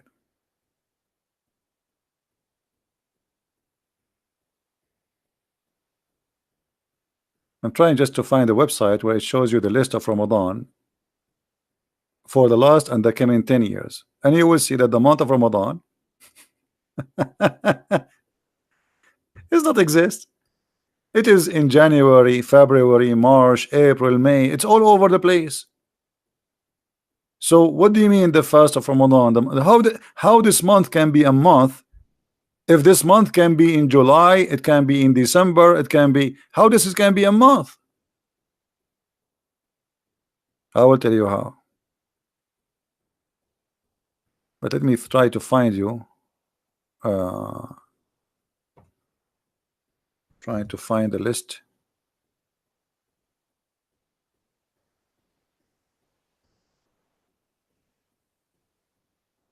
What happened? I cannot find the website.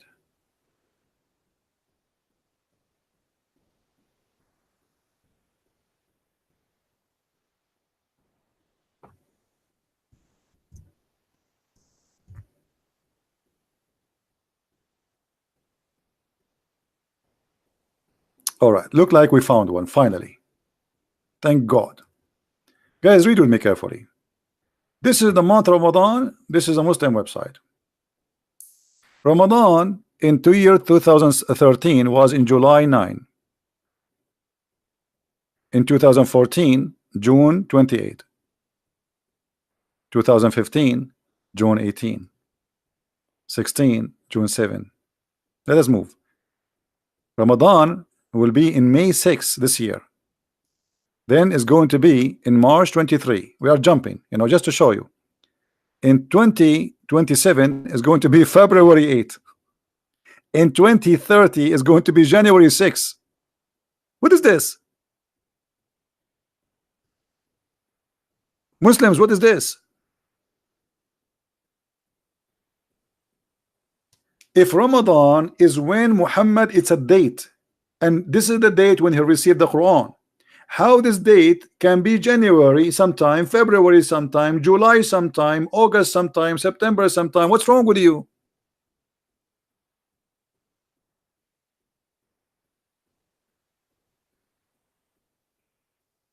Anyone knows why? What happened? You see, the Muslims, they adopted the pagan month, the pagan calendar before them. Ramadan was a month existed by the pagan. But what my Muslims did, they decided to change the date of the year to start by Al-Hijrah. What does that mean? The day where Muhammad, he left from Medina, from Mecca to Al-Medina. And by doing that, they switched the year. The year is not the same before. It's messed up. So now the calendar is moving. It's not fixed no more. So July can happen in the middle of December, and December can happen in July. Any Muslim want to say to me I'm lying?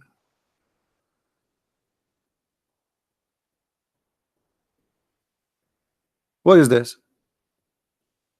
Imagine Muhammad received Quran in April, and now you Muslims, you celebrate receiving Quran in January or in December, depend on the year. What's wrong with this cult?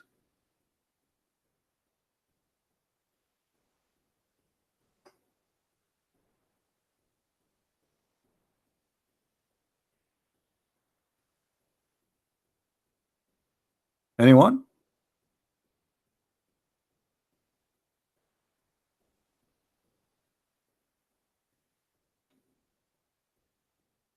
No answer. What a stupid cult. Okay, let us go to the Quran.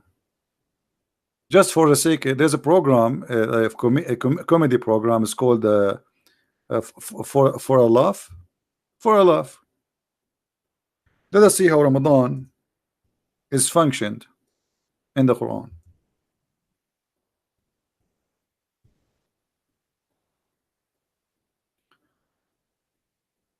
The Quran says in Arabic, شهر رمضان الذي أنزل فيه القرآن. Okay, translation: the month of Ramadan which was revealed the Quran. Where is the word month?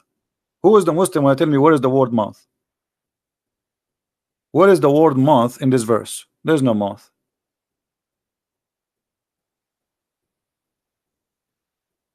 No, there's no month. The word shahr, you can go right now to the Hebrew, search for the word shahr. The word shahr is a word mean the moon.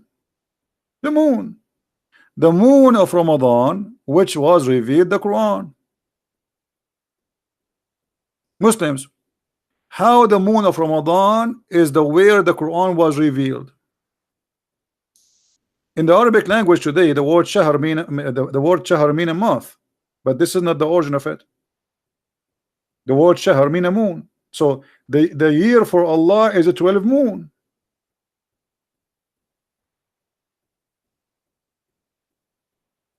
Did I show you? Those are false translations.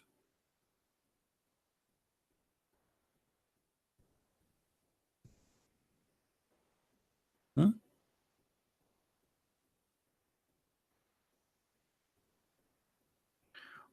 ولسليمان الريح غدوها شهر. For Sulaiman, the flying carpet can fly for a moon, not for a journey of a month. It mean a month, yes, because this is the cycle of the moon. But it says for a moon journey. A moon journey. The word month here is not true.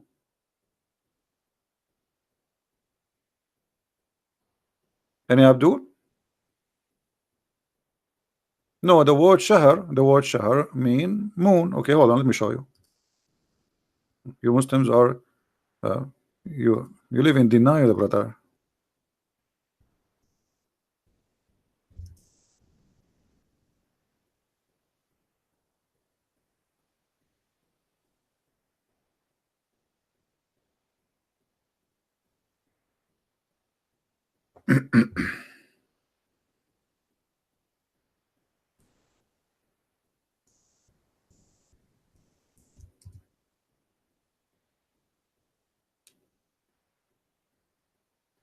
Let us see.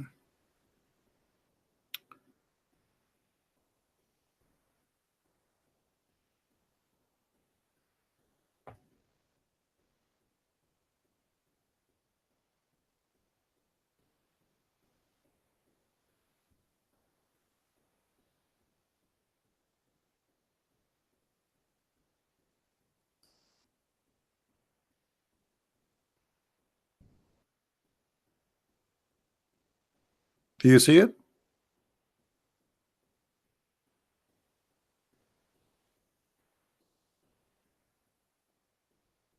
Shahr. You can go to any Hebrew dictionary too, and you will find that the word shahr mean moon. Okay, so in the moon of Ramadan, you receive Quran, but the moon of Ramadan when? Is that in July? Why Ramadan this year in May?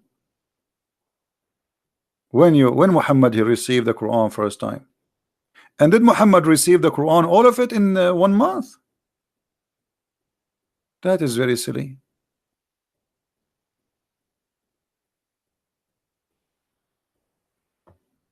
Do we have any Muslim, any Muhammadan? No. Yeah, the word shahr mean a moon, you know.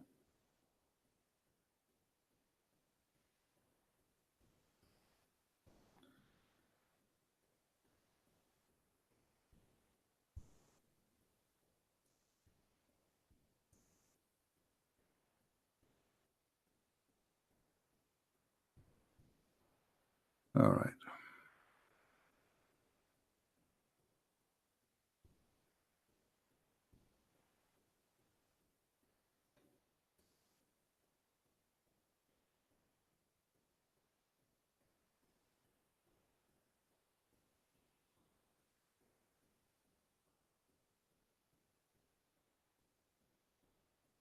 Any Abdul?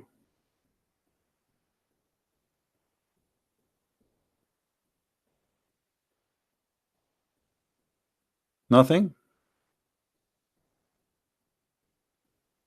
They don't know what they are worshiping. They have no idea. That is a silly argument. Why it's a silly argument? If I say to you, you saw Ramadan, just let me show you who is a silly. If I say to you, we saw Trump in the month of Ramadan, but the month of Ramadan can come in July, can come in December, can come in May. Who is the silly here, Abdul? You are saying to me this is a silly argument? So what the point of saying to me in the month of Ramadan, if Ramadan can be anything?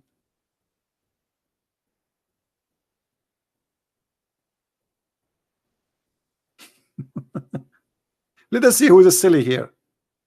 Who is a silly? Why you are saying to me this is a month if this is can be all year long? Are you slow?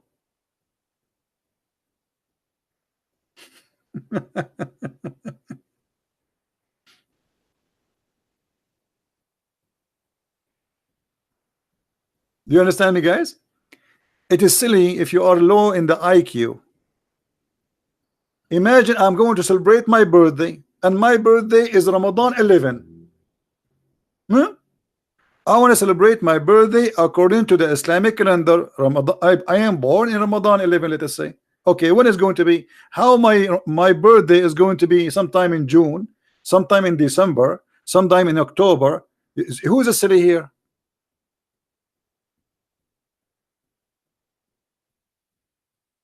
Maybe you are so slow to understand what's happening. I do not know him, my friend. I saw like a video of him, so I cannot judge a person I do not know. Sorry.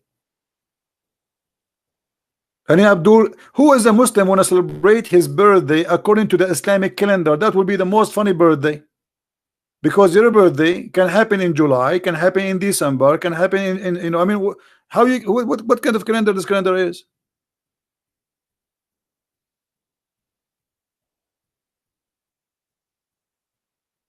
Hello? What is the guy saying this is a silly argument? Is he still convinced that this is a silly argument?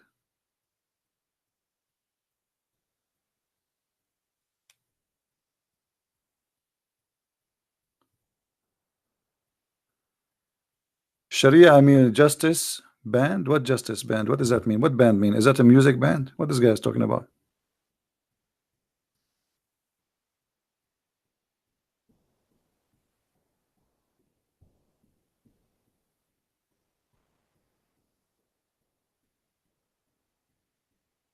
Hmm? What Sharia? I mean justice band. Let me show you your Sharia. You want us to talk about justice? Let's see justice. Let us show you the justice, the stupidity of the justice of Islam.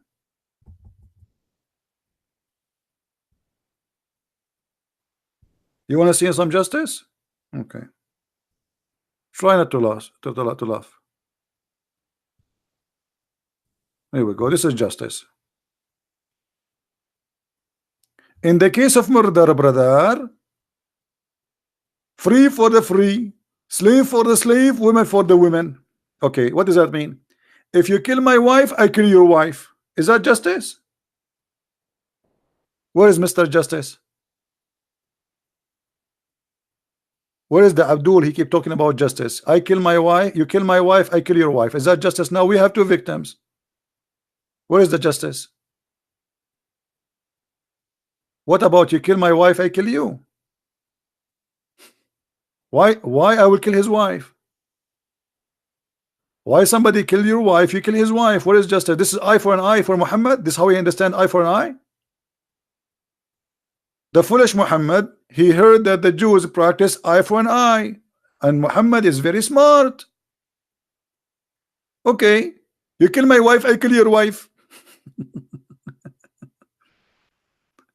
And this is in the case of murder, not the case of war.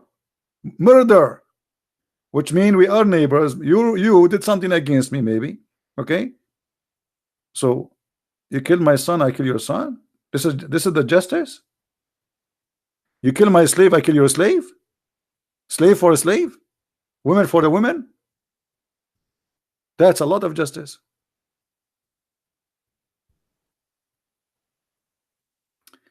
Don't text me unless you are a Muslim. Otherwise, I'm going to block you. I'm blocking anyone who texts me. He don't say clearly I'm a Muslim.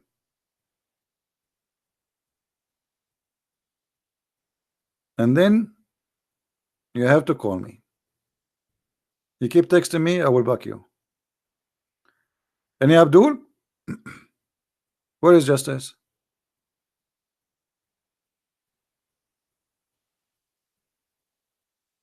Muhammad Zaid blocked you. Who are you to block you? What is your name? What is your name in Paltalk? You are the coward. Give me your name. I will call you. You are a coward. You did not. Did you text me?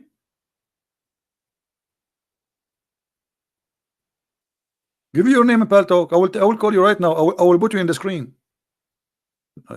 Have you ever heard of somebody in Paltalk? His name is Ali. Your ID is Ali in Paltalk. I mean, is that an ID? Are you stupid or what? Liar.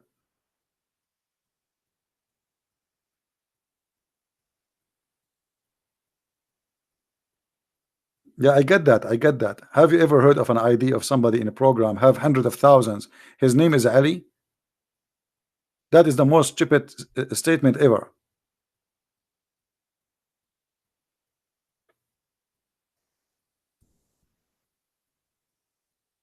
His name is Ali. True story.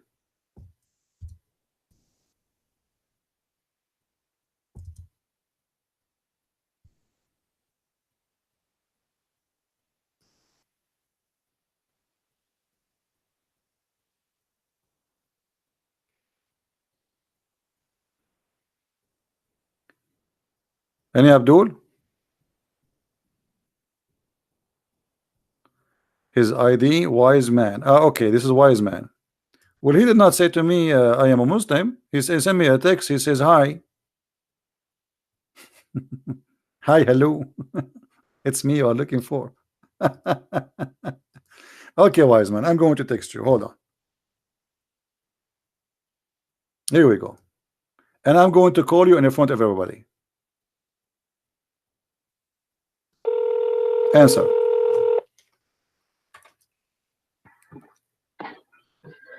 Hello? Hi, so Mark 16 is a forgery. It's deleted from most Bible versions. What is that? Mark 16. What about Mark 16? Is that in the month of Ramadan? You're quoting Mark 16. It's deleted from most Bibles. It's deleted from most Bibles. What happened? Is that verse eaten by the goat? No, it was added by the Greek scribes. No, hold on. You need to tell me what happened to this verse. Is it eaten? Scribes Hold on. So No. Where Mark 16 is deleted from most of the Bible? Can you show me? Hello? Hello? Yeah, it's not in the English Standard Version. Okay, this will mean that the translation is stupid like your prophet. So no, no, it's not deleted. Here we go. I will show everybody. Here we go. Here we go. No. This is stupid. You see, you are a stupid donkey. You are certified. You are a certified donkey. You are a certified donkey. Now I'm asking you. I'm asking you. I answered you, and I showed you that the verses in front of us. The Holy. Shut up. I answered you. You are a liar. Secondly, can you show me the book of Mark in the Quran? All the book of Mark. Mark 16. It's not. Can you show me the book of Mark in the Quran? Why the Prophet of Islam did not mention the book of Mark? What do you think? It's not even inside. I'm asking you why you're a prophet. He did not mention the whole book of Mark. What happened? Mark 16 is a forgery. You need to accept you see, you are a kid. You want to repeat yourself. You can repeat yourself as much as you wish. You are the forgery. You have to prove it. Open up Mark 16. I have it in front of me in the screen. I put it in the screen for everybody. That's the King James version. It doesn't matter That's what the King version. James version. This is what the Bible says. Mark 16 is there. Put it in the English Abdul, Standard Version Abdul, or the NIV or any. Here we go. I'm going to play it for you. Here we go. Listen carefully. Shut up. Shut up. Mark 16. Do you see? And when the Sabbath was past, You're an Mary idiot Magdalene. because Shut up. That verse- Shut up. Shut no, up. that verse- Listen carefully. Mark it's not in the 16. original. Shut up. Shut up. Shut up. It's been added. Mark Ask David 16. Wood. Mark 16 is a forgery. Abdul, you are the Verses 9 forgery. to 20. You are the forgery. Let me ask you. Let me ask you. Let me ask you. Okay. You see, I I can't see answered. it. You asked me a question. Why you Read do? it in Why the you don't? NIV. Why I you can't don't? even see Listen, that listen, verse. listen, potato. Why you don't wanna? Why they wanna have a conversation? Why you just wanna repeat yourself over and over and over? Is that All what right, you let's want? have a proper conversation. Okay, I wanna ask you.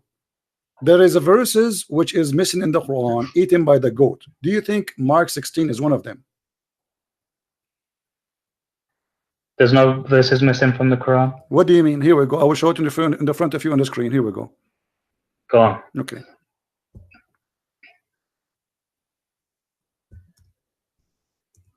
All right. And anyone can check Hold on. Mark 16. Don't look look at the anyone. footnote Yeah, in it's the in front of NIV. me. The verses are not there. I changed the translation. It's there. You are a liar. Everybody can go. And now, not there. here we go. Here we go. Here we go. Read the footnote. Is you said there's nothing missing in the Quran. Read with me carefully. The hate in front of you on the screen.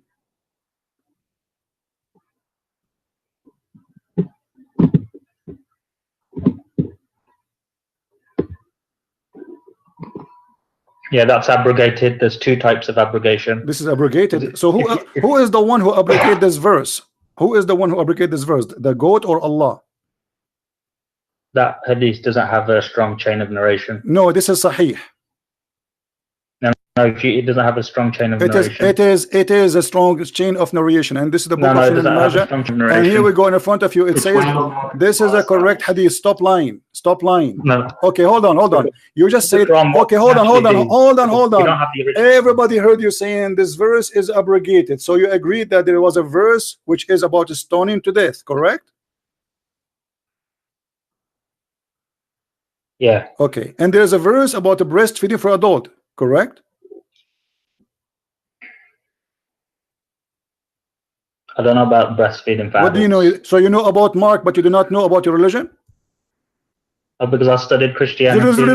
You study nothing. You are an idiot. Here we go. The verse in front of us. The verse in front of us. You are a stupid liar. There's nobody believe in this. And now I'm asking you why the Nobody verse is. believes Hold what? on. Nobody Okay. believes Hold on. Mark Okay. 16 Okay. is Okay. forgery. Hold on. We will go with you. We'll go with you. Go with your lies. You agreed that the verse of stoning to death was there and it's abrogated. Did you say that? Yeah. Okay. What is the verse which abrogates this verse? It's in the Quran. Where? Is that in Mark 16? Now I can show you that verse. Okay, show it to me. Here we go. I'm waiting for you. I will give you 10 years. Fair I will enough. give you 20 years.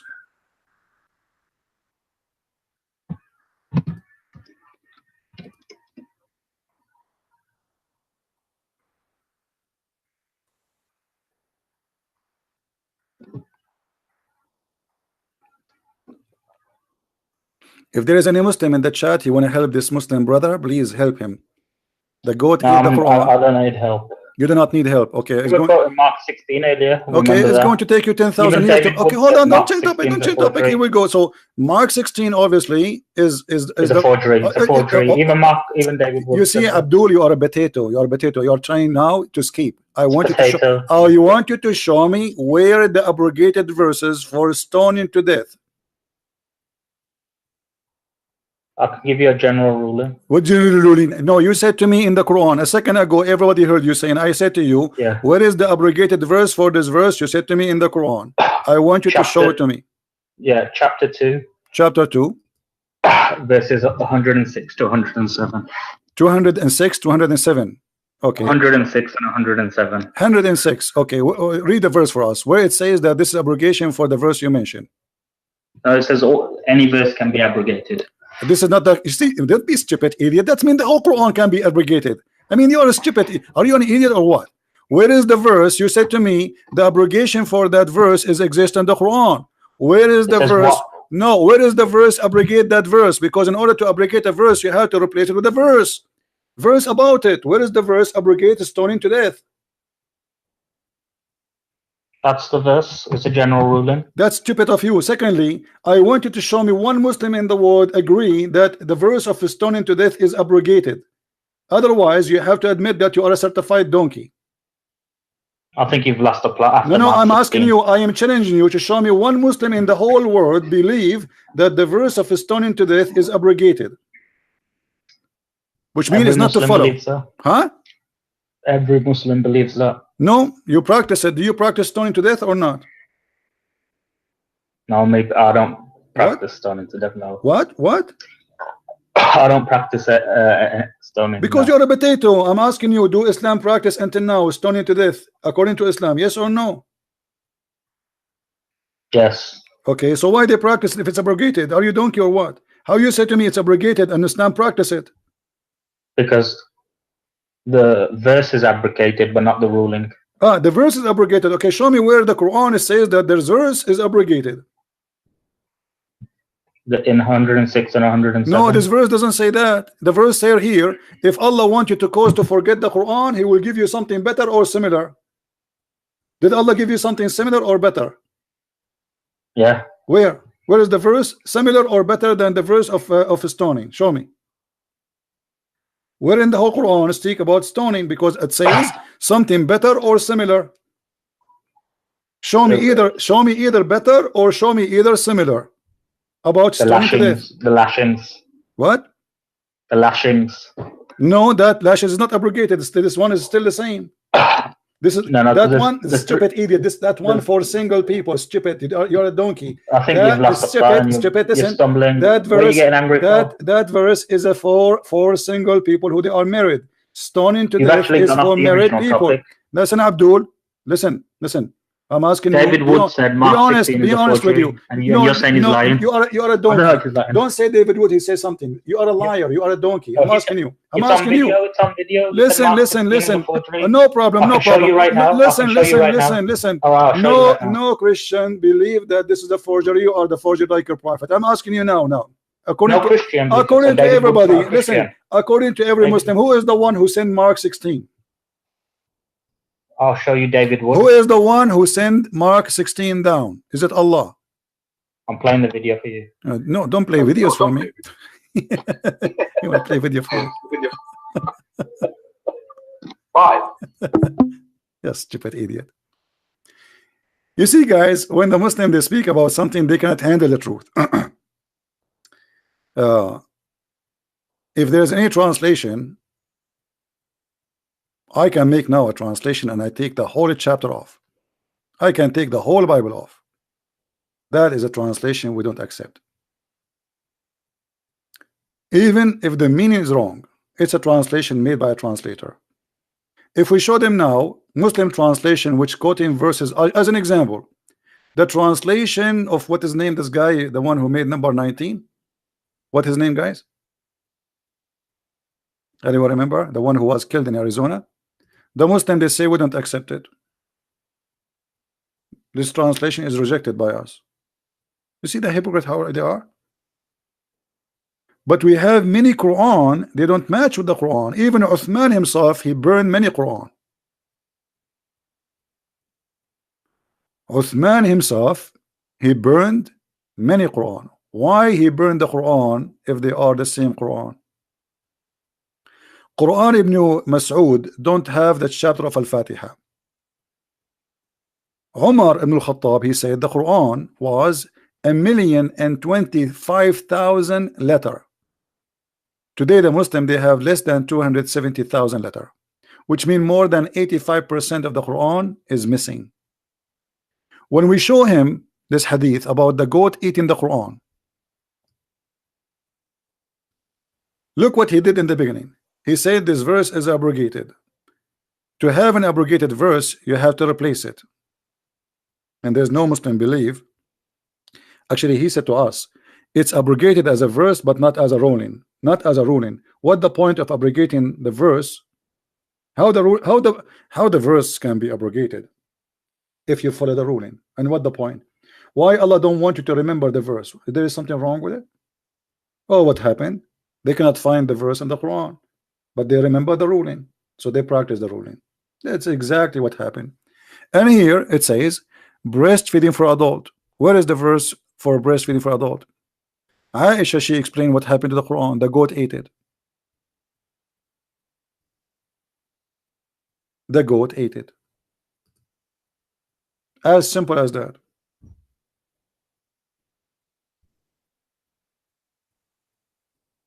If there is any Muslim want to say that this is not true,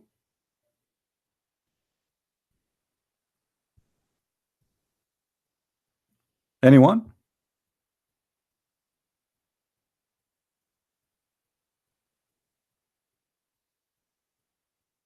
Who is a Muslim want to say something? There is an Imam, his name is Suyuti.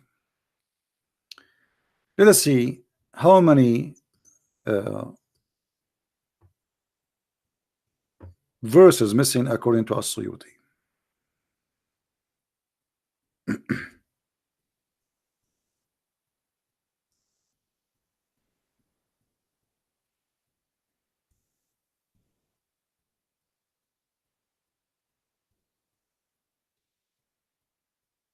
Read carefully with me.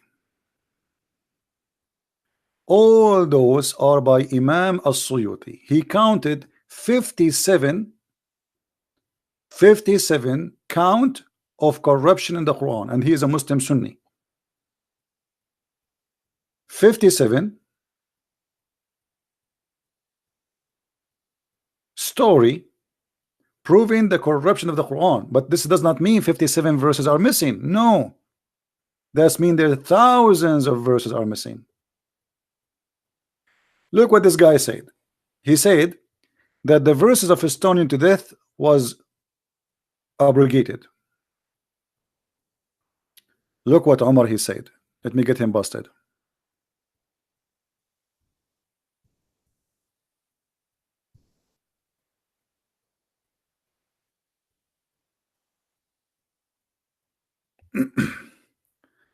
I hope he is listening and he will laugh at himself.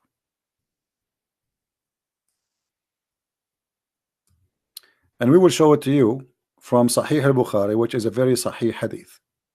You're a liar. There's nobody believe that this verse is abrogated. Not by ruling and not by verse, but it's gone. It's missing. Look what Umar he said. I am afraid that after a long time has passed, people they may say, we do not find the verses of a rajam. The guy, does it say verses? Does it say verses or a verse? It says verses, right? That's mean there should be, we should have verses, not a verse, not one. Verses of a rajam. Rajam means stoning to death in the Holy Quran. And he is afraid that they may go astray from the obligation which Allah has revealed. Okay, if it is abrogated, why Umar he believe that he's afraid? And Allah abrogated. Is Umar correcting Allah? Is Allah is stupid? Who is the one who will abrogate the Quran? It's Allah. Okay, if it's abrogated, then Umar, this is after the death of Muhammad. That's it. There's no change will happen. Muhammad is dead. No addition will come to the Quran. And yet Umar is afraid that people will not practice the death. Why? Because they cannot find the verses, not because it's abrogated, you liar.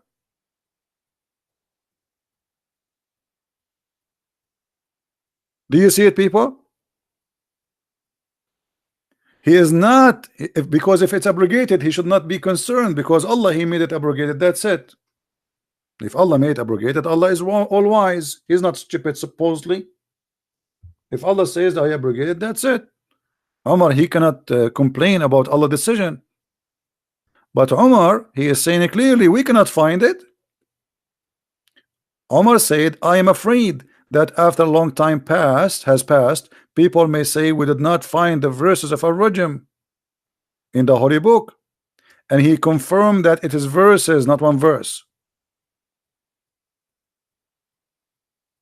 So why you are lying, saying to me this verse is abrogated? What a big fat liar you are. If it's abrogated by Allah or the Prophet, no Muslim will complain and no Muslim will say I'm afraid.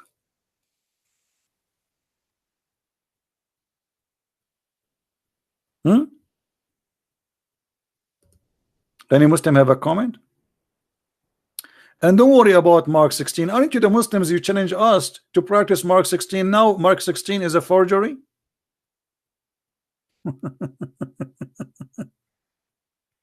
And you know what? Let us go with you. Let us say you are now excited. You found that Mark 16, according to you, is a forgery, but that will not change anything. Still, Mark, the whole book of Mark, saying that Jesus is God. So, what the difference will make for you? Still, Mark proving Muhammad to be a false prophet.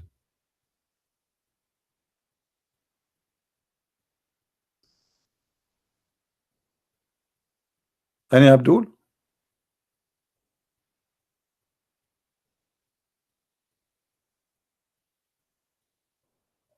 Who is Abdul? And he said to us, a new life version does not have the Mark 16, correct? I never heard of this translation before, but here we go. This is Mark 16 in a new live version. Do you see it? You said it's not exist. This is a new live version. And by the way, this is just a translation. There's many translators.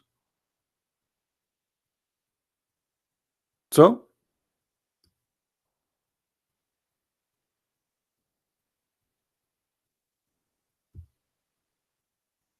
do we have any Abdul here? So this is the best you come with? And look how they deny. They say this hadith is not sahih. So you are saying to me it's a forgery.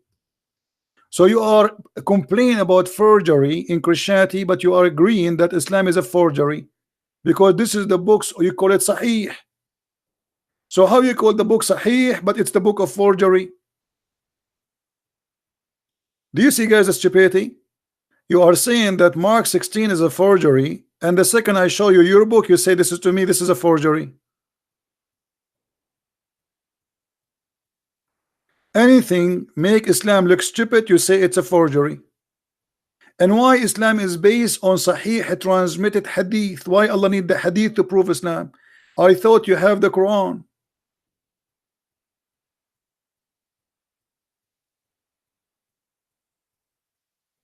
Why you need the hadith? Even your prophet, he said, don't write hadith. This to show you how stupid Islam is.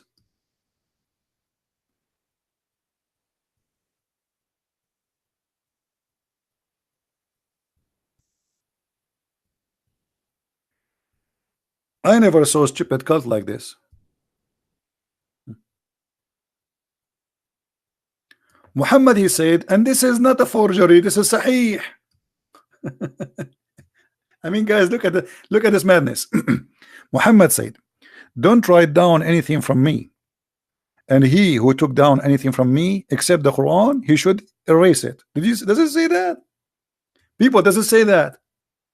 So why you Muslims, you have Sahih al-Bukhari, and why even this hadith is written? This hadith in of itself is against Allah Prophet. Imagine I say to you, don't make coffee, and you say to me he just said to you, don't write hadith. You write that? Muhammad, he just said, don't write what I say, only write Quran. And you write the Prophet, he said, don't write what I say.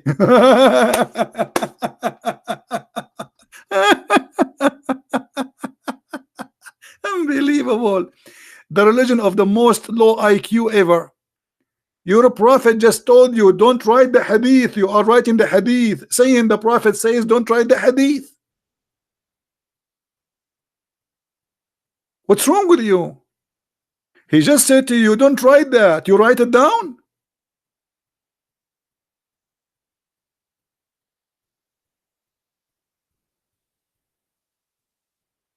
Me.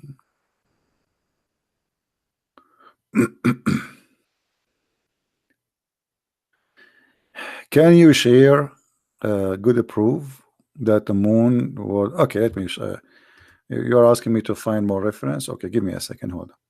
This guy is asking me to show that the word shahar mean moon.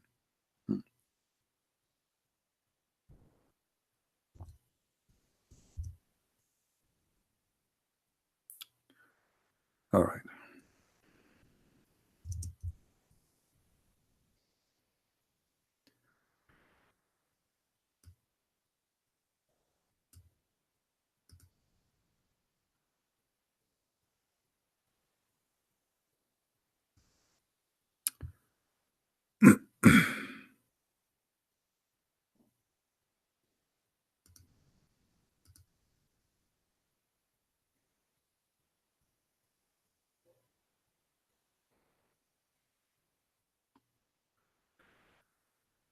All right.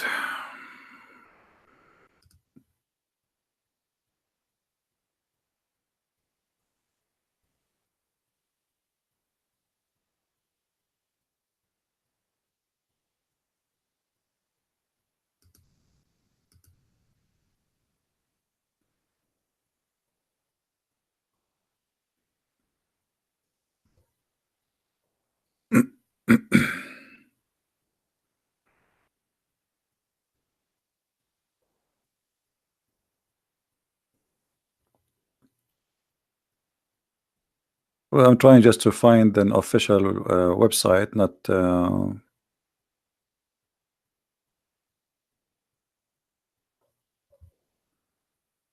just a website.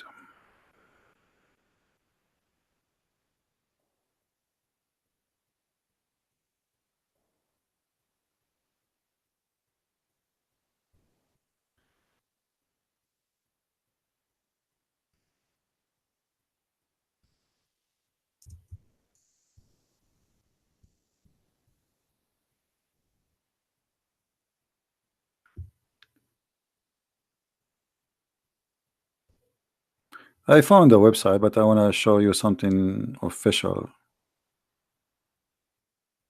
not just anything.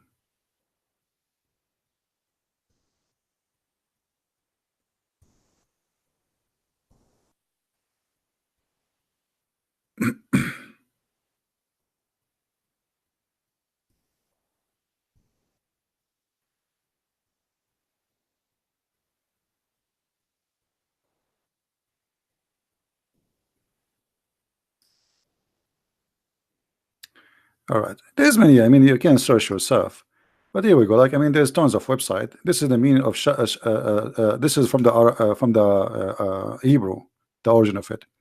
Shahar, mean of Shahar. What does Shahar mean in Arabic? The moon. Do you see it? All right.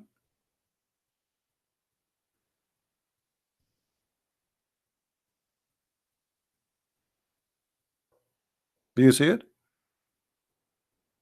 So you can search. I mean, this is basic knowledge. It's not like something really a big deal. But most of people do not know. But you know, most of people, they are ignorant. They don't want to earn knowledge. Yeah. So Shahr is the moon. Never was a month.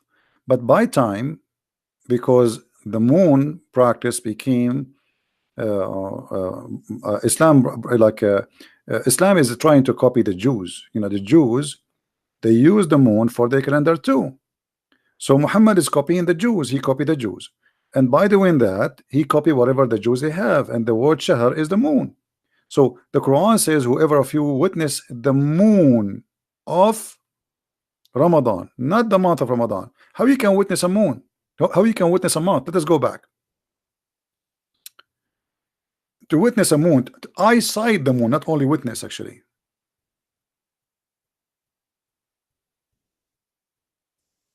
Let us see. Hold on.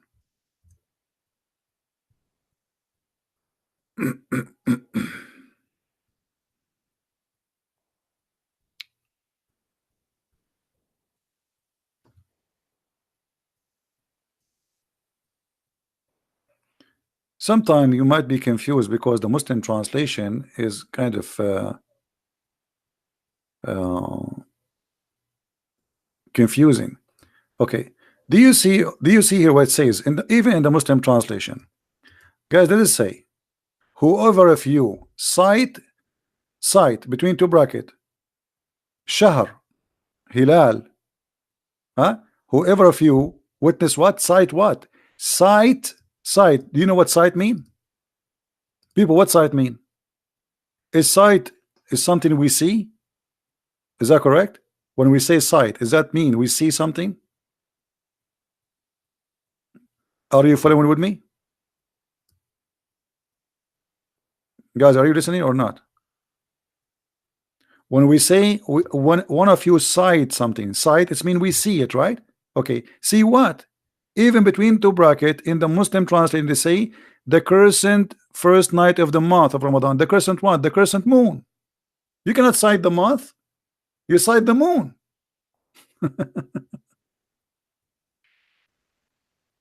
Trust me, I never say something to you is not true. I will never. You see, if I don't know, I will not open my mouth. Like, because a foolish man is somebody speak about something you do not know. If I say something, I stand by it. All right. So shahr never was a word mean month.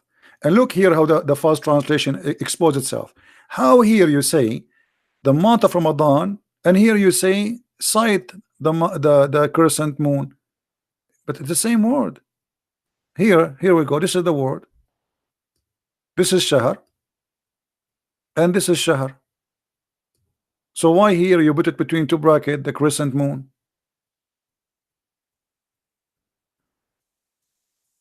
You see it? So Ramadan is not a month, it's a moon.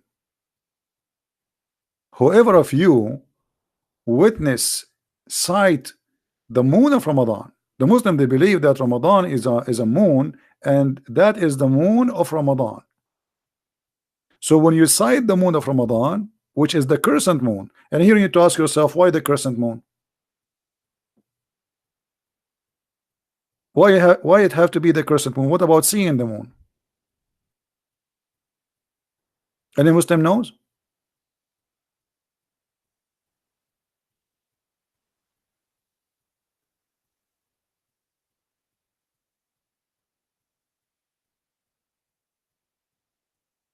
They do not know. You see, in the old religion, the sun and the moon, they are gods. Both of them, they are gods. The sun married from the moon god. The sun god married from the moon god, and they have 3 daughters.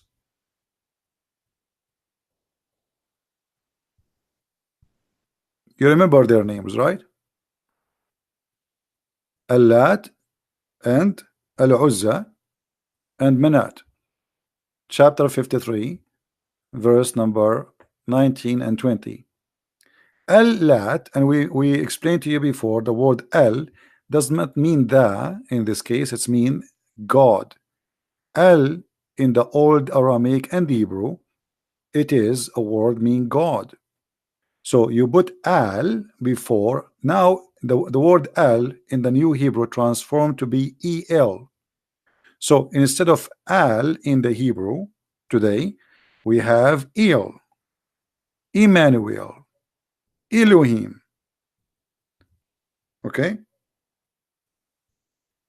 el. So al, the same word al became el. So in the old Hebrew, it was Israel, not Israel. It was Mikael, not Mikael. All right. Now, al is an Aramaic word which is God. Have nothing to do with any God. Any God. You put it in the front of anything, you make it God. So, al-Lat, God Lat. Al-Uzza, God Uzza. Makes sense, right? Those are goddess, female. They are the daughters of Allah. Once I heard somebody asking the funny James White, they ask him, do Muslims worship the moon god? He says no, because the Quran says don't worship the moon. That's stupid. Because the Muslims, you know, the moon god worship is not worshiping the moon, is worshiping the moon god, which is the God who in control of this moon. What people they see, this is why we see here in the other verses say the crescent moon. What the crescent moon? The crescent moon present another God which is known in the Quran and even known in the Bible. Anyone remember what the name? Let us see how many of you will remember. The God which is God of fertility. What his name?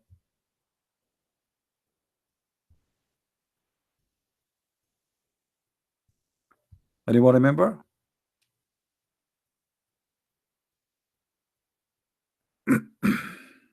Baal. Thank you. Baal is just another name for the moon god. Chapter 37, verse number 125, it says, are you will call upon Baal, and you forsake the best of the Creator. The stupid Muhammad do not know that Baal is just another name for other nation for the same God, the god of fertility. So the crescent moon, supposedly, that when the moon god Baal, he show his horn because he is the male and now he's having sex. This is why the Arab, when they have the crescent moon, they start all their activities, which is about like, let us have sex, because now the god of fertility, he will make the women have a child. If you go in the black stone, you will see that the black stone made in the shape of a vagina. Why it was made in the shape of a vagina? Why it's not made in shape of something else? Let us go to the black stone. Hold on.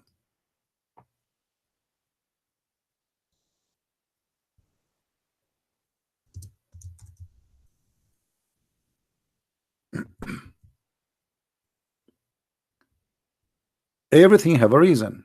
It was not like by mistake. It was made in a certain way for a certain reason.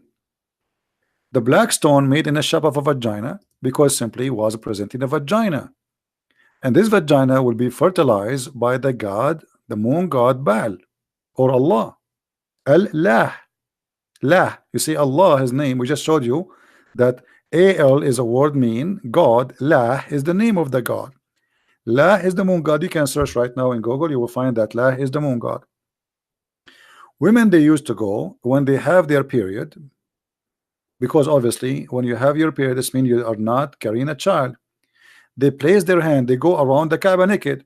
How we can prove that the people used to work to practice sexual religion around the Kaaba? We can find it even in the hadith.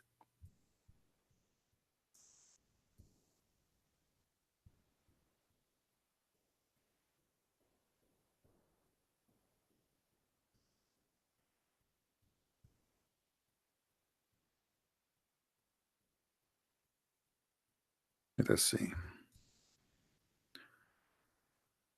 Here we go. Sahih Muslim, Hisham narrated in the authority of his father that the Arab, with the exception of the Hamas, who were Quraysh and their descendant, go and circumcise around the house naked. Do you see it says naked? Did you ask yourself why they go naked? What is the religion? What is the religion was a practice in around the Kaaba which required you to be naked?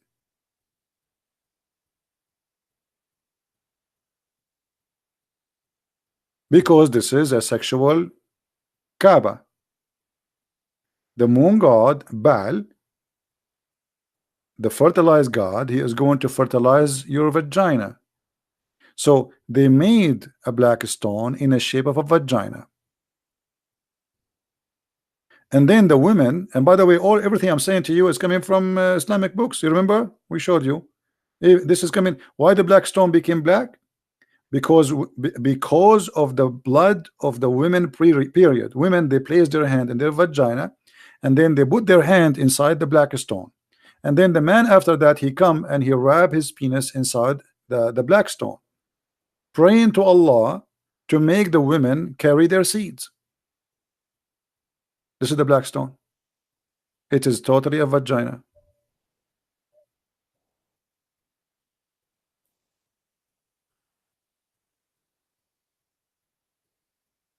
Any Muslim want to say to me, I challenge you, you are a liar?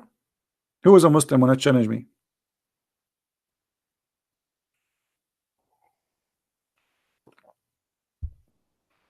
What was the religion practice around the black stone, around the Kaaba, where it's required to take off your clothes naked? Women.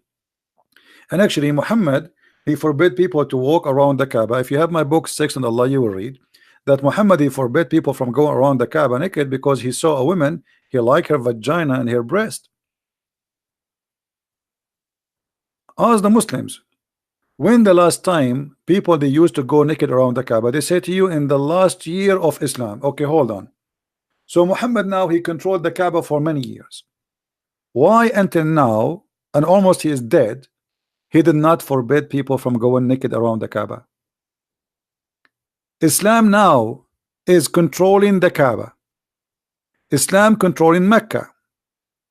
Who is the one was going naked around the Kaaba then?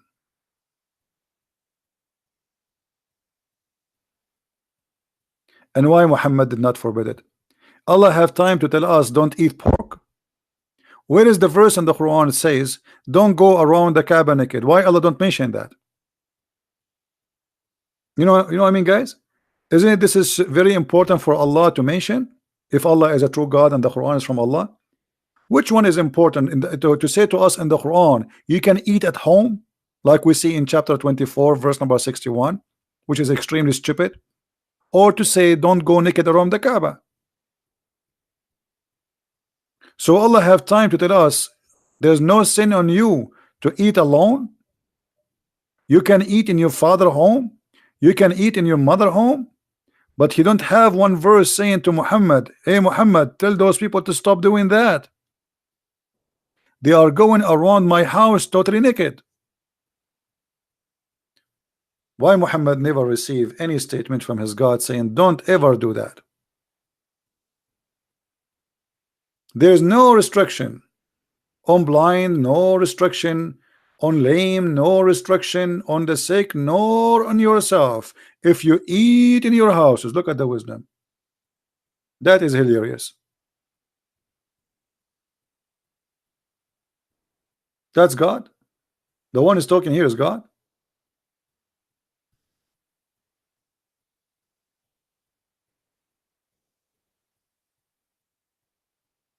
Muslims, the one here is talking is God.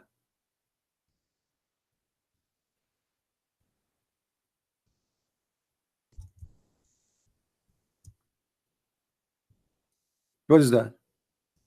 And he have no time to say to Muhammad, don't let people go around the Kaaba naked. This is God.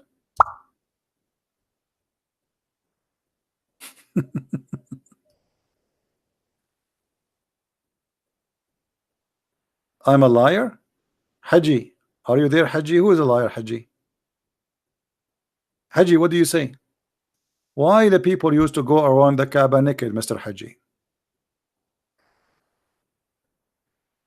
Who is a Muslim will tell us what was the religion practice around the Kaaba by the Arab? Require them to take off their clothes totally naked. What is that religion? Nakedness always involves sexuality. When we say naked, we mean naked, literally naked, nude. You see, guys, it says here clearly, even in the Muslim translation, in the state of nudity. Do you see that?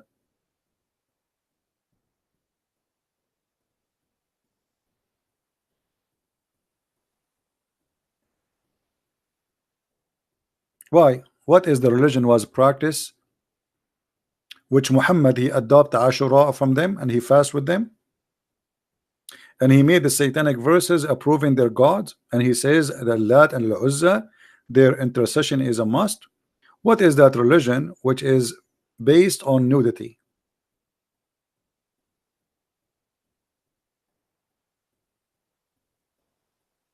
Anyone knows?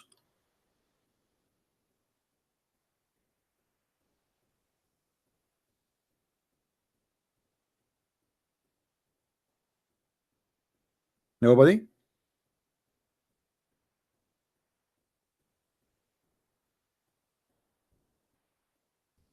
Hmm? What is this religion? Why people want to go naked?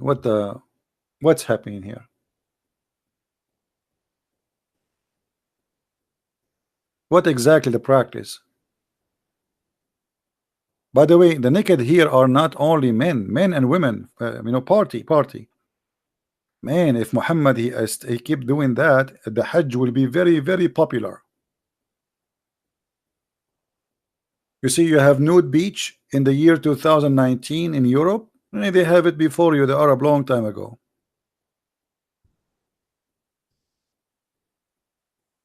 Women get totally naked.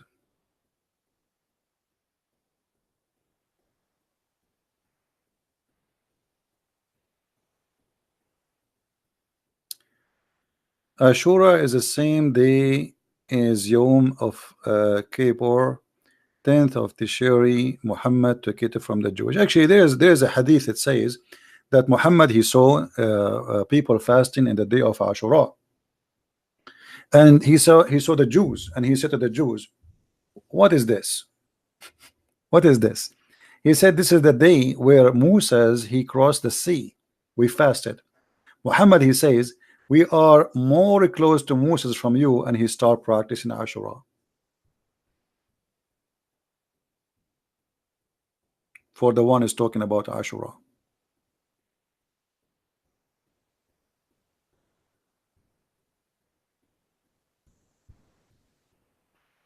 Any Muslim? Here we go. You see the hadith? Who is the one who was talking about he took it from the Jews? What's his name? Whatever your name is. You see, when we ask the Muslims, we ask them to challenge their knowledge. They do not know. But here you notice the Muslims how much they are confused. Aisha, she is saying that Ashura was a day of the pagan. Different hadith says that Muhammad he took it from the Jews. And look what happened. When the Prophet arrived to Medina, which is Yathrib, the city of the Jews were observing the fast of Ashura. Do you see it? The 10th of Muharram. And they said, this is the day when Moses become victorious over the Pharaoh. On that, the Prophet said to this companion, you Muslims have more right to celebrate Moses' victory.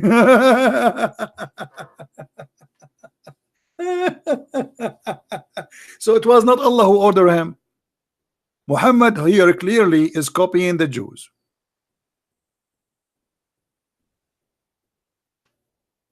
Yeah, but Matt, you know, when we discuss with Muslims, you see, when you discuss with Muslims, you cannot put all your papers out. You freak them out. You have to play like a game. It's a game.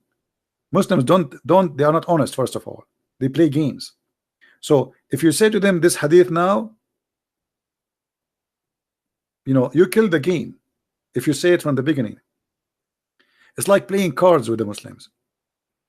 Don't show all your cards. Let them say, let them defend, and the more they defend, the more they are in trouble. So if you think I do not know about it, this is my book actually. If you read my books, so Muhammad obviously he's a copy. He's copying the pagan. He's copying the Jews. Okay, so now he saw the Jews fasting that day, and he take it. What if this day is wrong? Right? What if the Jews are liars? What if this is the wrong date? And then how Muhammad he said later, if you fast this day, is going to erase your sin for a year.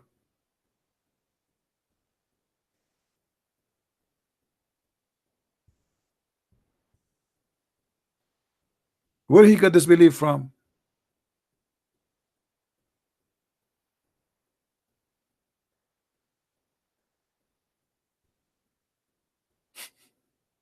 This guy is just fabricating religion.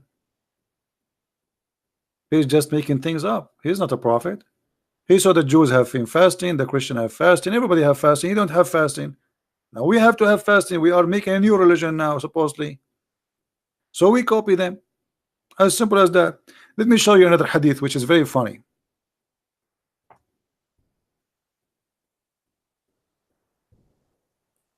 Once Muhammad was performing a funeral prayer on a Muslim.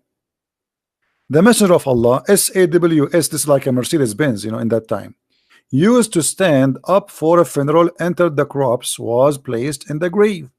Okay. A learned Jew, when we say a learned Jew, what does that mean? A rabbi. A learned Jew passed by him and he said, this is how we do it. What he said? This is how we do it. What he said? This is how we do it. The second the Jew he said, this is how we do it. Look what Muhammad did. He said, sit down, sit down, sit down, sit down, act differently. Like what the heck?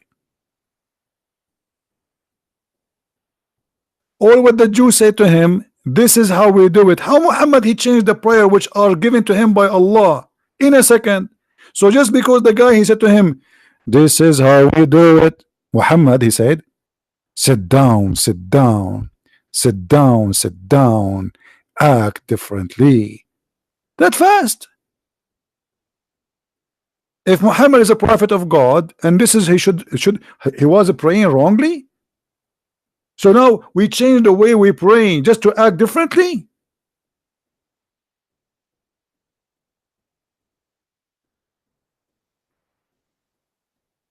I wish I can pray for you. There's a song, it's called "This Is How We Do It." So all with the Jewish guy, he said to him, "This is how we do it." And now Muhammad, because Muhammad here, he felt if he get busted. You see the point? When the rabbi said to him, "This is how we do it," Muhammad, oh, they knew I'm copying them. Oh boy, they knew it. I have to act differently. Sit down, act differently. He got busted. If Muhammad, he claimed that he is coming from the same God of the Jews, well, he can say, well, this is the correct way anyway, because we worship the same God, correct, guys? If I am praying the same as somebody else worship the same God, so why I need to change it, act differently? And how you can change it? Who allow you to change it? Are you saying to me that you were praying wrongly? Are you saying to me you perform a prayer which is fake? Otherwise, how you can change it if Allah told him how to pray?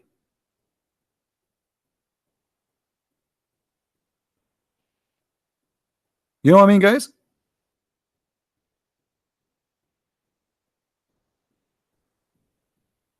Imagine Jesus was teaching them how to pray, and he said to them, say like this, "Our Father art of heaven." And then a Jew, rabbi Jew, he said to Jesus, "This is how we do it."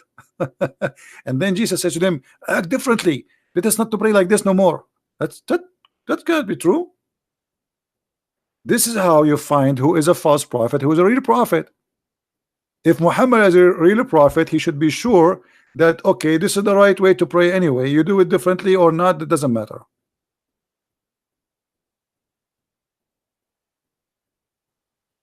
This is how we do it. You know what? I wish I was exist in the time of Muhammad. I will drive him crazy. I will keep walking by whatever Muhammad he do. I say to him, "This is how we do it." And then Muhammad, he have to act differently. As an example, Muhammad, he eat from his mouth. I will say to him, "This is how we do it." Muhammad now he cannot eat from his mouth no more, because this is how we do it. He have to eat from different place. Muhammad, he see by his eyes. I will say to him, "This is how we do it." Muhammad now he have to use his ears. He cannot see by his eyes no more.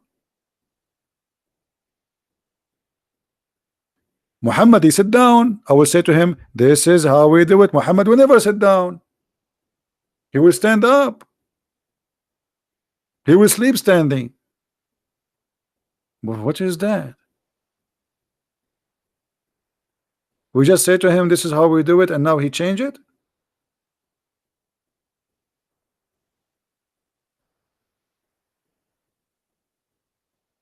Do we have any Muslim have a comment why we have to act differently?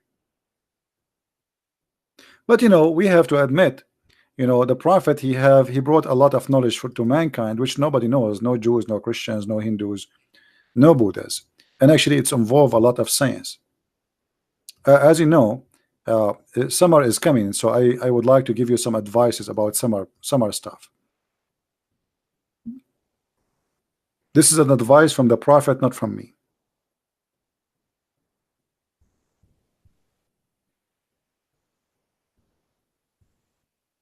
All right.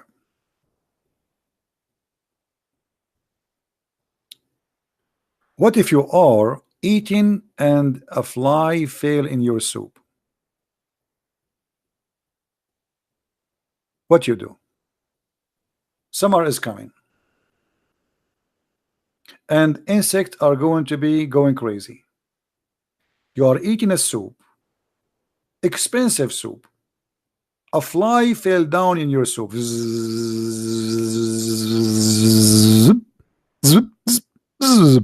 Up. The fly fell down in your soup because the fly getting hot. I think she think this is a swimming pool or something. And now the fly have bacteria and viruses, brother. So how we can, I mean, we cannot throw the soup.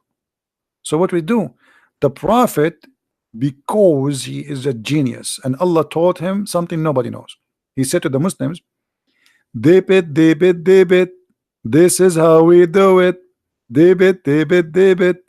This is, I want a Muslim to practice this. I want a Muslim to make a video live and the fly fell down in his soup and dip it, dip it, dip it. This is how, and then after that you drink the soup.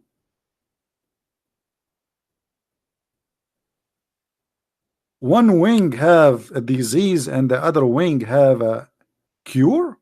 Are you sure? In the wing, brother. Actually, there is a video.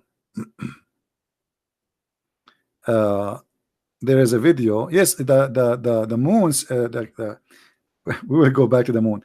The crescent moon is symbolic of Islam because of that reason. One of the reasons is they are just copying the moon god practice before. But let's go here. There's a video made by a Muslim from Egypt, I believe. I think he is Egyptian. Let me see if I can find the video. This guy in this video, he said that, brother, the enemy of Allah, the Catholic Church, brother, they hire 2 German scientists from Germany. To what? 2 German.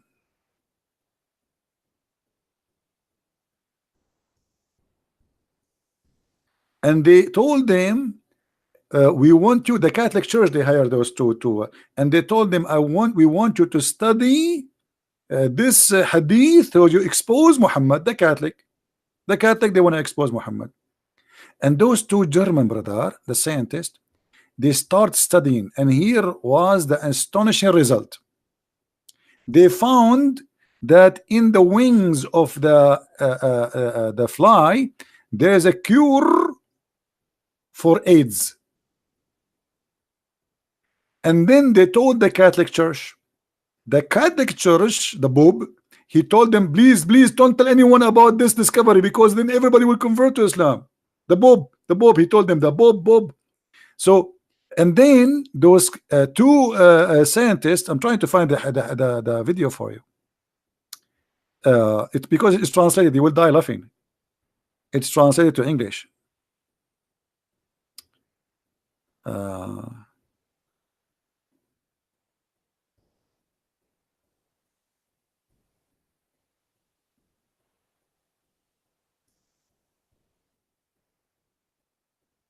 Let us see.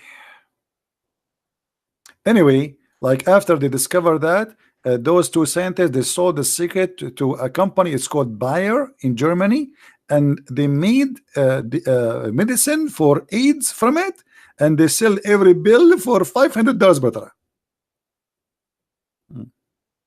From the wings of the brother, the fly, the right wing. I don't know if you guys can search for it. I'm trying. It should be there. It's in the memory. You know this project called Memory TV. I'm trying to find it. It's very funny, hilarious.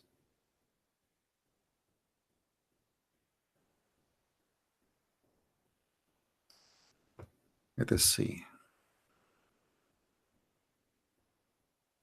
Maybe I'm pronouncing the name of the Memory TV wrongly.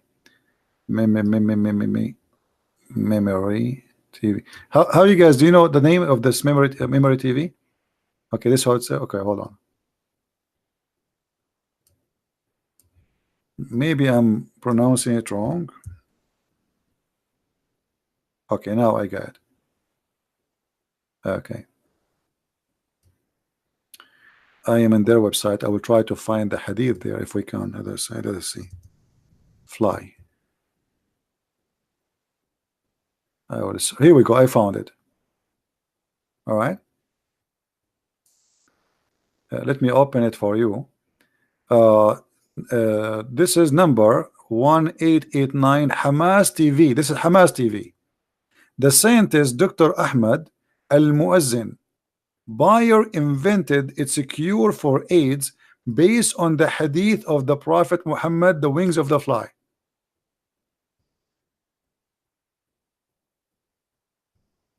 Brother. Anyway, I'm going to delete my videos anyway. I mean, but anyway, this is the link, guys. You can watch it there. No need for me to play it. All right. I mean, imagine how they fabricate lies to make people believe in the stupidity which is written by Muhammad, and they fabricate. By the way, this company does not have any kind of medicine for AIDS. This company does not sell anything like this. But they, I mean, they discover they have all the secret. The Catholic, because the Muslims, they believe the Catholic are the most ugly enemy to Allah after the Jews. In case you do not know, this is why you see the Muslim always they say, you see a video says a reflection of a Catholic when he first time he hear the Quran, because when you see a Catholic like this is the most enemy to Allah, So the Catholic brother, they hire a brother, they hire a scientist, a brother. Look how smart. I mean, look, he look like a genius. He's a doctor from Hamas. This is Hamas TV, brother.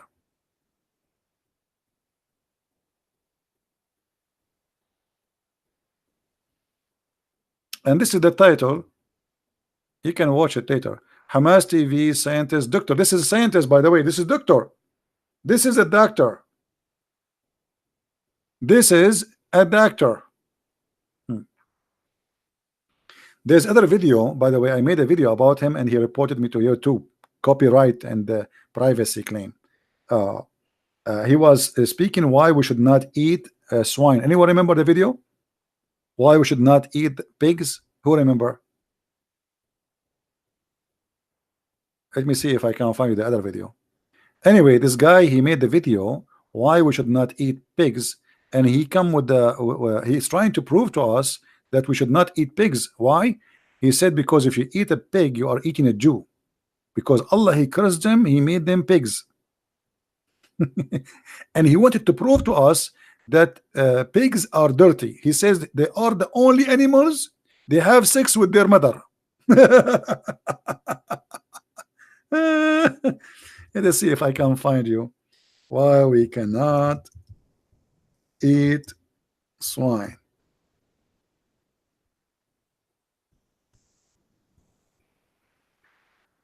Let's see. Hilarious cult.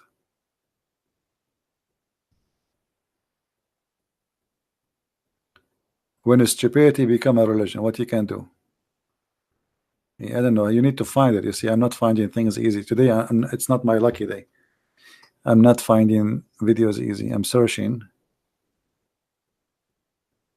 but I cannot find it. Hey, by the way, guys, don't forget, if you speak Spanish, tell your friend about our new book in Spanish.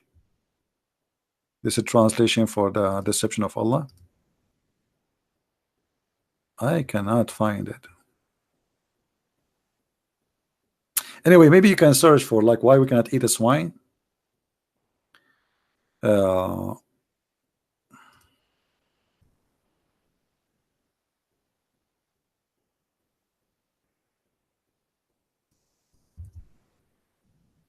Let me try again.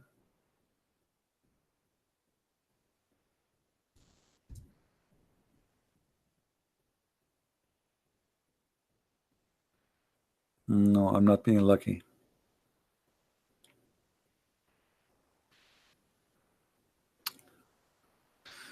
Anyway, guys, I think we have enough for today. We are here for many hours. By the way, I'm not going to keep this video because it's not really important much. There's a video I made a few days ago, and only a few of you downloaded. I made a comment down in the comment section. It's about marrying a Muslim. I encourage you, all of you, to download this video. It's extremely important. Please download this video. Let me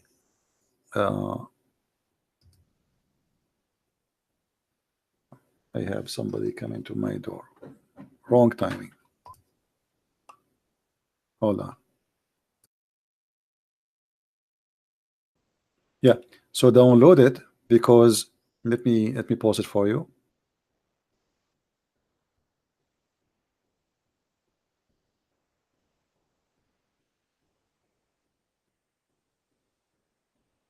People want to come to your door to sell your stuff, and because I'm very rich, I will buy.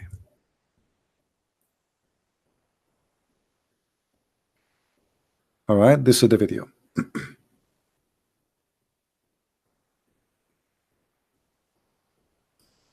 Is my voice clear, guys?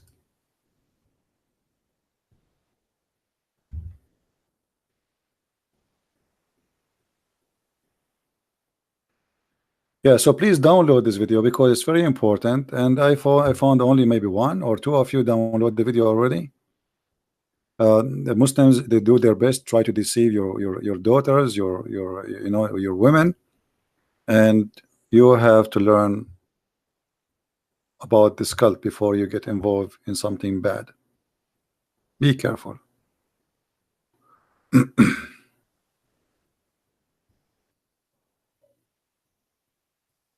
Why I'm taking my videos off? If I don't take them off, YouTube take them off. I am targeted by YouTube day and night. So if you want my YouTube, you need to download them immediately. Otherwise, I have no choice but to take them. The Sharia YouTube, the Sharia department of YouTube, they always target my channel. So I don't keep my videos. All right. So you need to support me by downloading my videos. Anything I do, anything I say, they don't agree with me. Otherwise, I should have like now thousands of videos on my channel, which will bring a lot of people to subscribe to, right? Why you want to make a video and take it off? But we have no choice. Those liberals, they are siding with the Sharia law cult. Oh yeah, the Muslim, they sponsor the YouTube sponsor Muslims. Go and see how many videos against me, hate, calling names. Even the other day, there's a guy, he asking the Muslims to go and report David Wood, and he said word by word, this is how you can harm him. It's a hate teaching crime. Actually, David Wood, he should report him to the police. He said it clearly, this is how you can harm him, and his video is there. Right?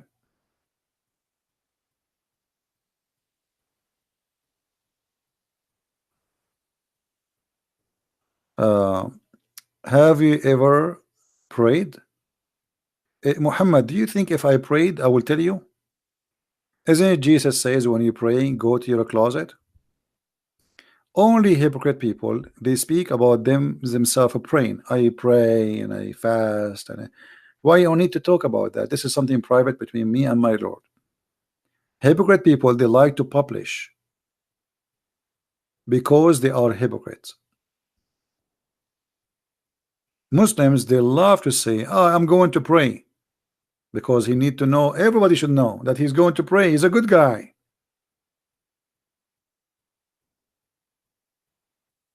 Right? We don't do that. I pray, I don't pray, none of your business.